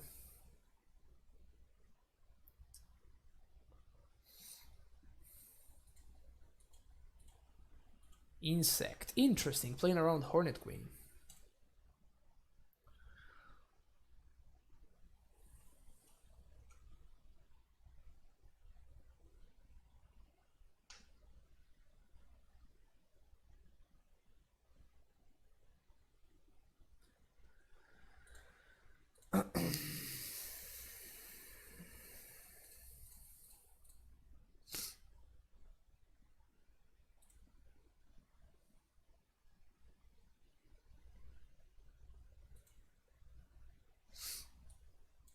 So this is a 5.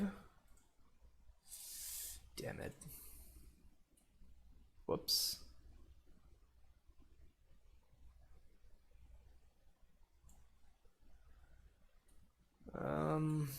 So whatever I get, they just name it.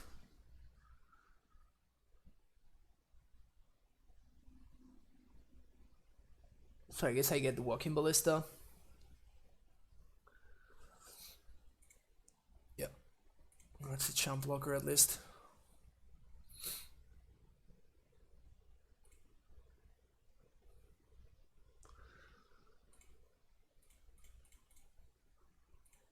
Man, this is a grind. This is a freaking grind.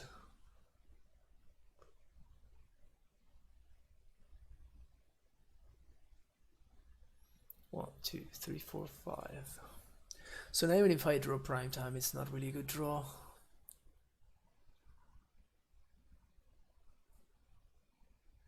Playing against John is always super interesting.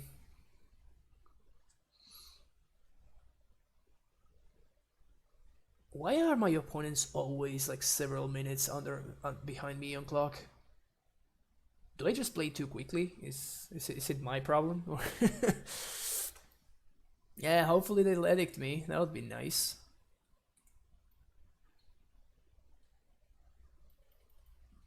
I mean, you can't really let this Walking Ballista, right? You can't, right? Right? If we do, yeah, we kill. Yeah, no, that's not a question. I'm not. I was gonna say like, do we kill this or this? And it's yeah, we're killing Leon. It's not close. Good at time a lot at LGS. I think people are often confused by what the deck is doing and have to think. It's possible. Like Amulet has been around for so long though. Okay. The point insists on just like plus in Ashiok for like literal no value. Like I don't use my graveyard. Like I really don't get why my opponent's doing that. That is just disgusting. Wow, that is wow. My opponent drew haymaker after haymaker after haymaker throughout this entire match. Wow. Wow, yeah, I just cannot beat that. Whoa, that is absurd. Yeah, it's like my opponent is playing not very well, but it just doesn't matter because they are drawing like absolute monsters.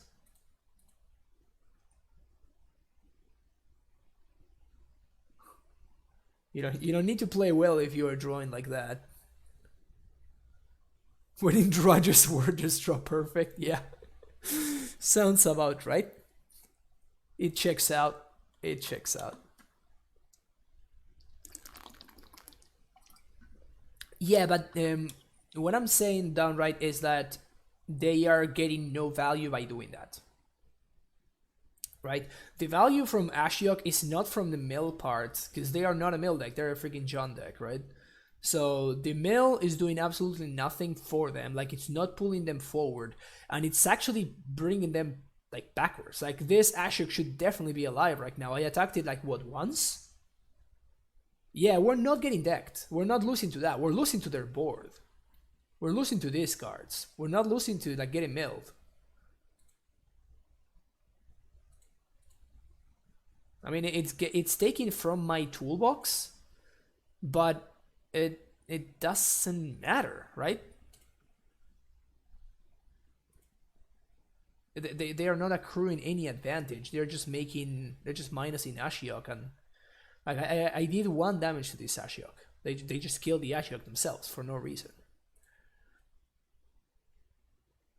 I don't really understand. Whatever.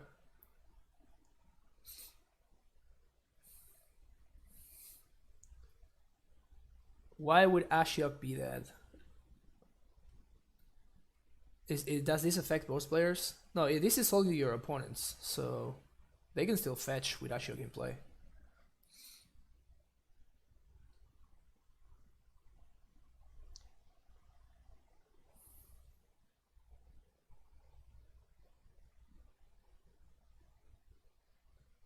Jikuru.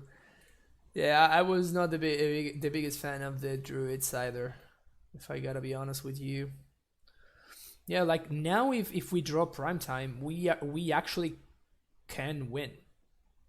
Like if we top deck exactly Primeval Titan, I go get another bounce land. Well, I guess I can't. Never mind, because the Vesuva is exiled. So I guess they did get a little bit of value from their Ashiok.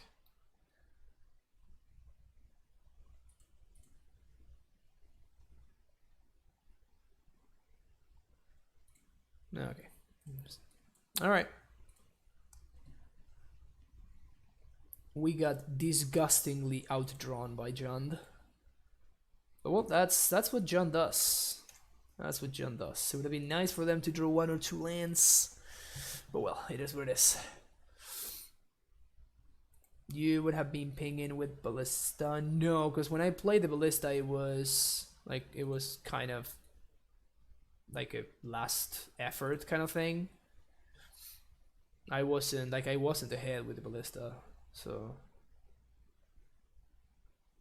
like I would have been able to like ping it once, and I attacked it once with Azusa. So at most I would have been able to deal 2 damage to the Ashiok.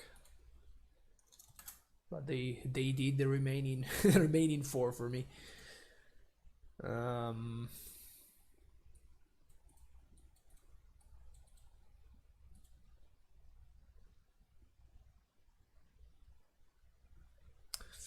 Do I keep this? I guess I do. Of course, we're gonna bottom one of the redundant Asusas, but this hand doesn't really need. That's exactly what this hand needs. Well, I mean, more than anything, we need an untapped source here, or an amulet, I guess. Either one of those. Two of the most difficult matches for me lately have been this updated John and the updated Mardu Pyro. Okay, so we're playing against Phoenix. Dexter gross. Yeah, I mean, Mardu Pyro was always a tough one for us.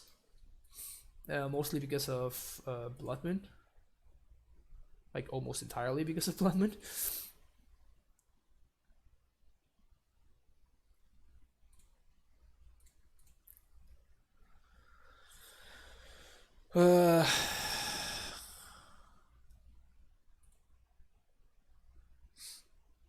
Yeah, do this. Now we have Titan Mana next turn. What can we do about the Aria, though? I think that Aria Flame is gonna kill us.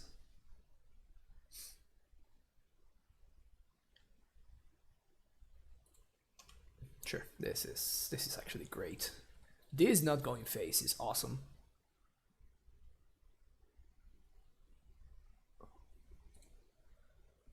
Even Mardu doesn't have that many answers to Primetime. And even John decks don't really have that many answers. It's just like they have answers to our lands. That's the issue.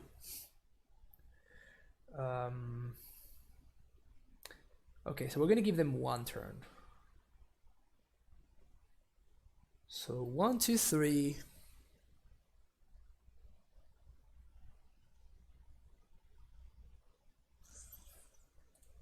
I can Asusa play 2 lands, or I can Primetime play 2 lands. What does Primetime do? Primetime gains me life.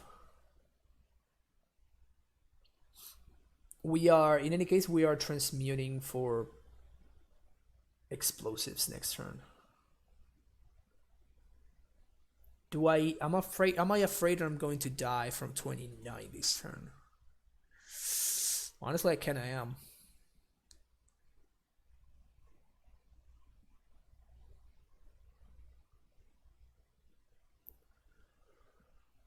The good thing is that if I do play the Asus, I'm going to have more mana next turn. Karn into Cage? What does Cage do right here?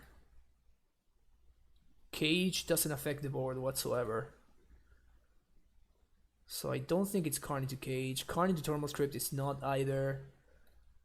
If anything, Karn into Explosives, but I can do that next turn after having played either Primetime or Asusa. I think I'm gonna play the Primetime.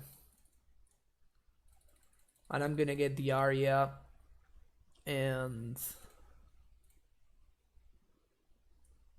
the Caviar, sorry. And another Simic-Growth. So I can just mute next turn? Yeah, sure.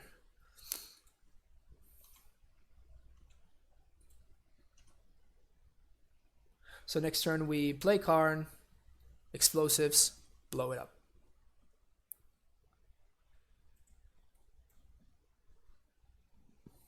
The thing is, I think I'm gonna die to this Aria Flame. I think if they flip one thing in the ice, I might have a shot. If they flip both, I'm going to die. They discarded both Phoenix? Yeah, okay, so we're dead. Yep. We are actually dead. Yeah, if anything, getting Crypt would have been better than getting Cage here, because it actually gets the Phoenix for good. Yeah, I mean, my opponent's draw was kind of unbeatable.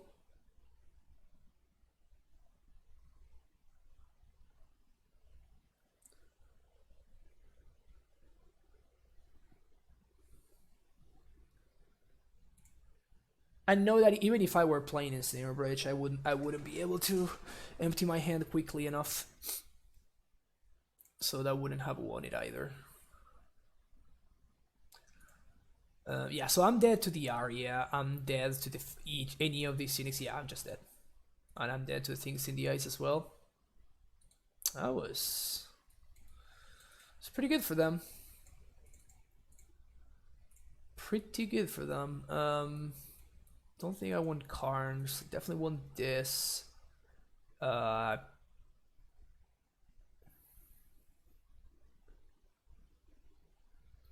they want Cage or Crypt? I think I want Cage, but I don't think I want Crypt. And I do want the Hoarded Queen. Gonna get this out, and one more. Maybe her opponent will stop taking get action. Yeah, Andrea, but we would have died anyway, right?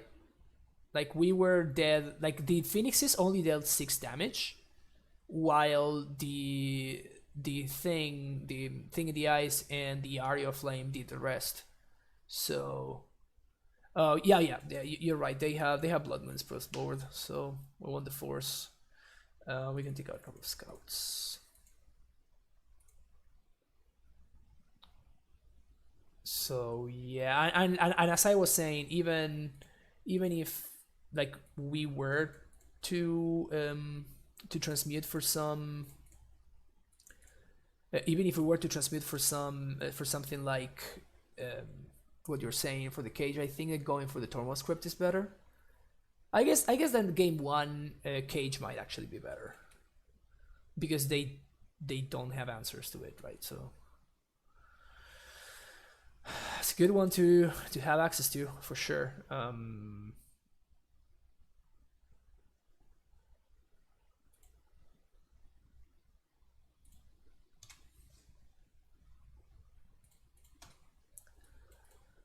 This is worse against Moon, but it's still fine, I think. Okay. So we're gonna play the Coalition Relic because unless they answer it, we're gonna be able to Titan next turn.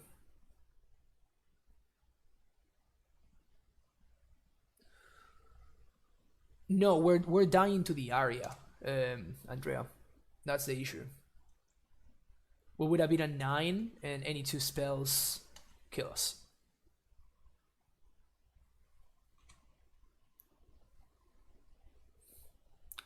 Even if we gain life with Crossroads on the following turn.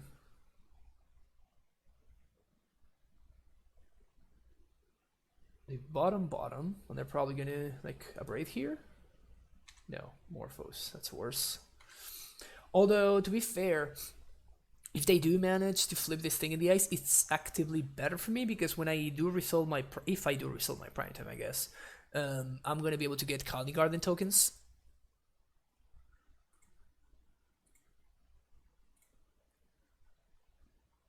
No Phoenixes, okay. Good for us.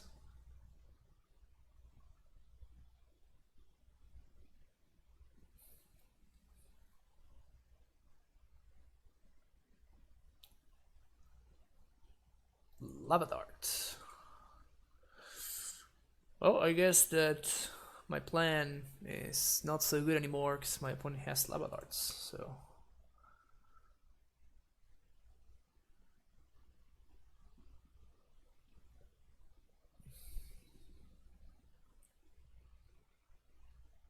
Ooh, interesting. Interesting. So 1, 2, 3, 4, 5.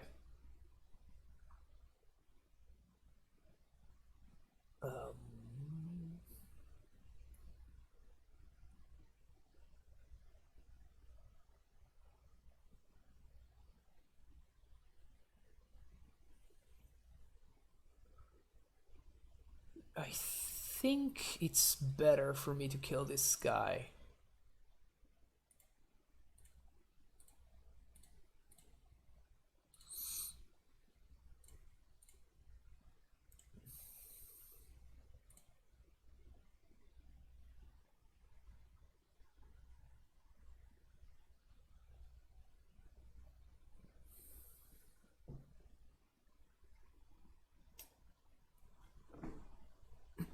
Thought Scour is fine.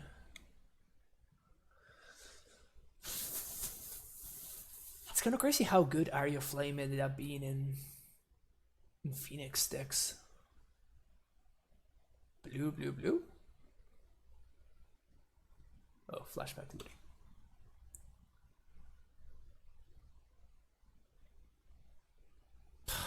Gotta be kidding me. Yeah, this is insane. I mean, we're getting Hornet Queen here. So we're not dead, but we're kinda dead. We're kinda pretty dead. Green, 2, 3, 4, 5, 6, 7. Double bolt kills us.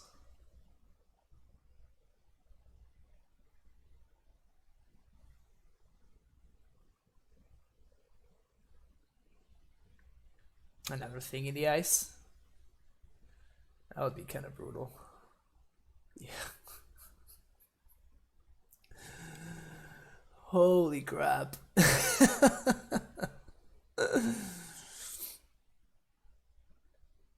Thing in the ice number 3.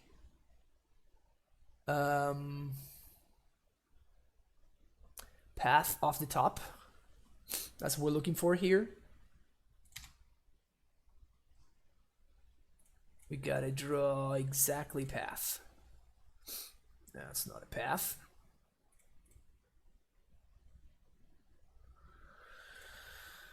Ugh.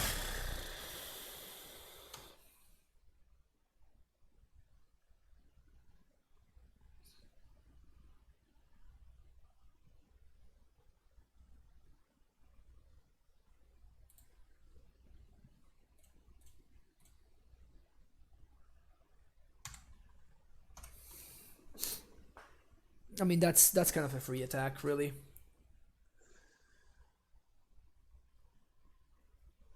Well, I guess it's not, because now they kill me with 2 spells. Because now they can, like, bolt here and bolt here.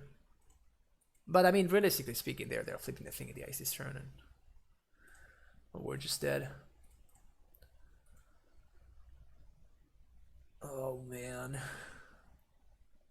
I'm having flashbacks from when Phoenix was just spoiled. And I was losing to this deck all the freaking time. And this deck is just good. Deck is just good. Alright. Not a great showing, honestly. I was kind of disappointed when we started 2-0. And they were like 2 very convincing victories, and then we just got wrecked from there on. But it's fine. It's fine. It happens. I do think that this is the version of the deck that I will be playing moving forward anyway. I would, as always, I always think that the Bloom version is very good. Like Punt just consistently keeps doing well with it. I just think it's a very good build of the deck. But if you want to be doing something that is not Bloom, if you want to be playing Scout like I do, then I do think that this is like the version that I like best in the current metagame. I just think that Karn is very, very good. We just hit, yeah, we just hit like a couple of, like the Simic matchup was just, we just drew blanks for a long time, a really long time, and then right there, that game was not very close. The one against Phoenix and John, like we were just outdrawn significantly by our opponent. But yeah, the deck is always a blast. It's always a blast, and I think that, I mean, we used every card. Like every card in my sideboard actually came into play. The only one that didn't was Tormod Crypt. And like the fact that we used every piece of the buffalo, like they say, makes me think that this might be just like overall a well-built list for what I expect the metagame to be. So yeah, so expect me playing some more of this in the near future for sure. Also, it's just great. It's just a ton of fun. I really enjoy playing this list. That's gonna be it for me today. I'm still, I don't know if you can hear it, but I'm still like, you know, I have a runny nose and whatnot, so I'm gonna cut it short today. I will be back tomorrow though, and I will be playing maybe some more Amulet, maybe something else like Legacy. But it's probably gonna be some more Amulets. Like I'm actually excited to play Modern, unlike like 2 weeks ago where I really didn't want to. But now that I get to play Karn and actually do well with it, I'm actually excited. So thanks everybody for hanging out today. Thanks for all the subs. If you're wondering how you can subscribe to help support the channel, you have the link right here. Again, I'm missing one of my emotes. So weird. All right, I'm missing the primetime emote, but we also have these two emotes as well, and the no bad matchups emote for tier 2 subscribers. If you want to support the stream without really without it costing you money, which is always nice, free is always nice, you can always hit that follow button. If you want to follow me on Twitter, also free, you can find me there at a fabulous mtg. If you want to check out all my previous streams, you can always go to my YouTube channel, which you see the link over there. I always upload my past streams, and you can find them in there. And yes, the Discord. If you're a sub to the channel and you go on my Discord, the Primetime Stronghold Discord, which you can join with that very first link in there, you are going to find the sub-only channels, and that's where you can find my cyborg guide. I wrote an entire 50-page cyborg guide for Amulet. That guide is for the Hogak meta, so I might need to do some updates and whatnot. We might get there at some point. BK Song, there you go. That's your link. And finally, if you want to help me go to GP Vegas, you can make a donations. There we go. You can make a donation to the stream, and with any donation of $12 or more, I will play any list of your choosing live on stream. It can be a meme deck, it can be a good deck, whatever you want. We can make it happen. But thanks everybody for hanging out today. Thank you so much. Well, Nassif is streaming. Let's go give Nassif a raid. All right, see you all tomorrow. Oh, thank you, downright. That's awesome. All right, see all of you tomorrow. I might stream a little bit earlier than today, but yeah, stay posted both on Twitter and the Discord. I always post my my schedules, which have been changing a little bit more than usual. Usually I just stream at 11 a.m. PST, but lately I've been doing some switching around for personal reasons. But yeah, all right, let's go watch Nassif, and I hope that all of you have an amazing rest of your day. Bye bye. I see you tomorrow. See ya.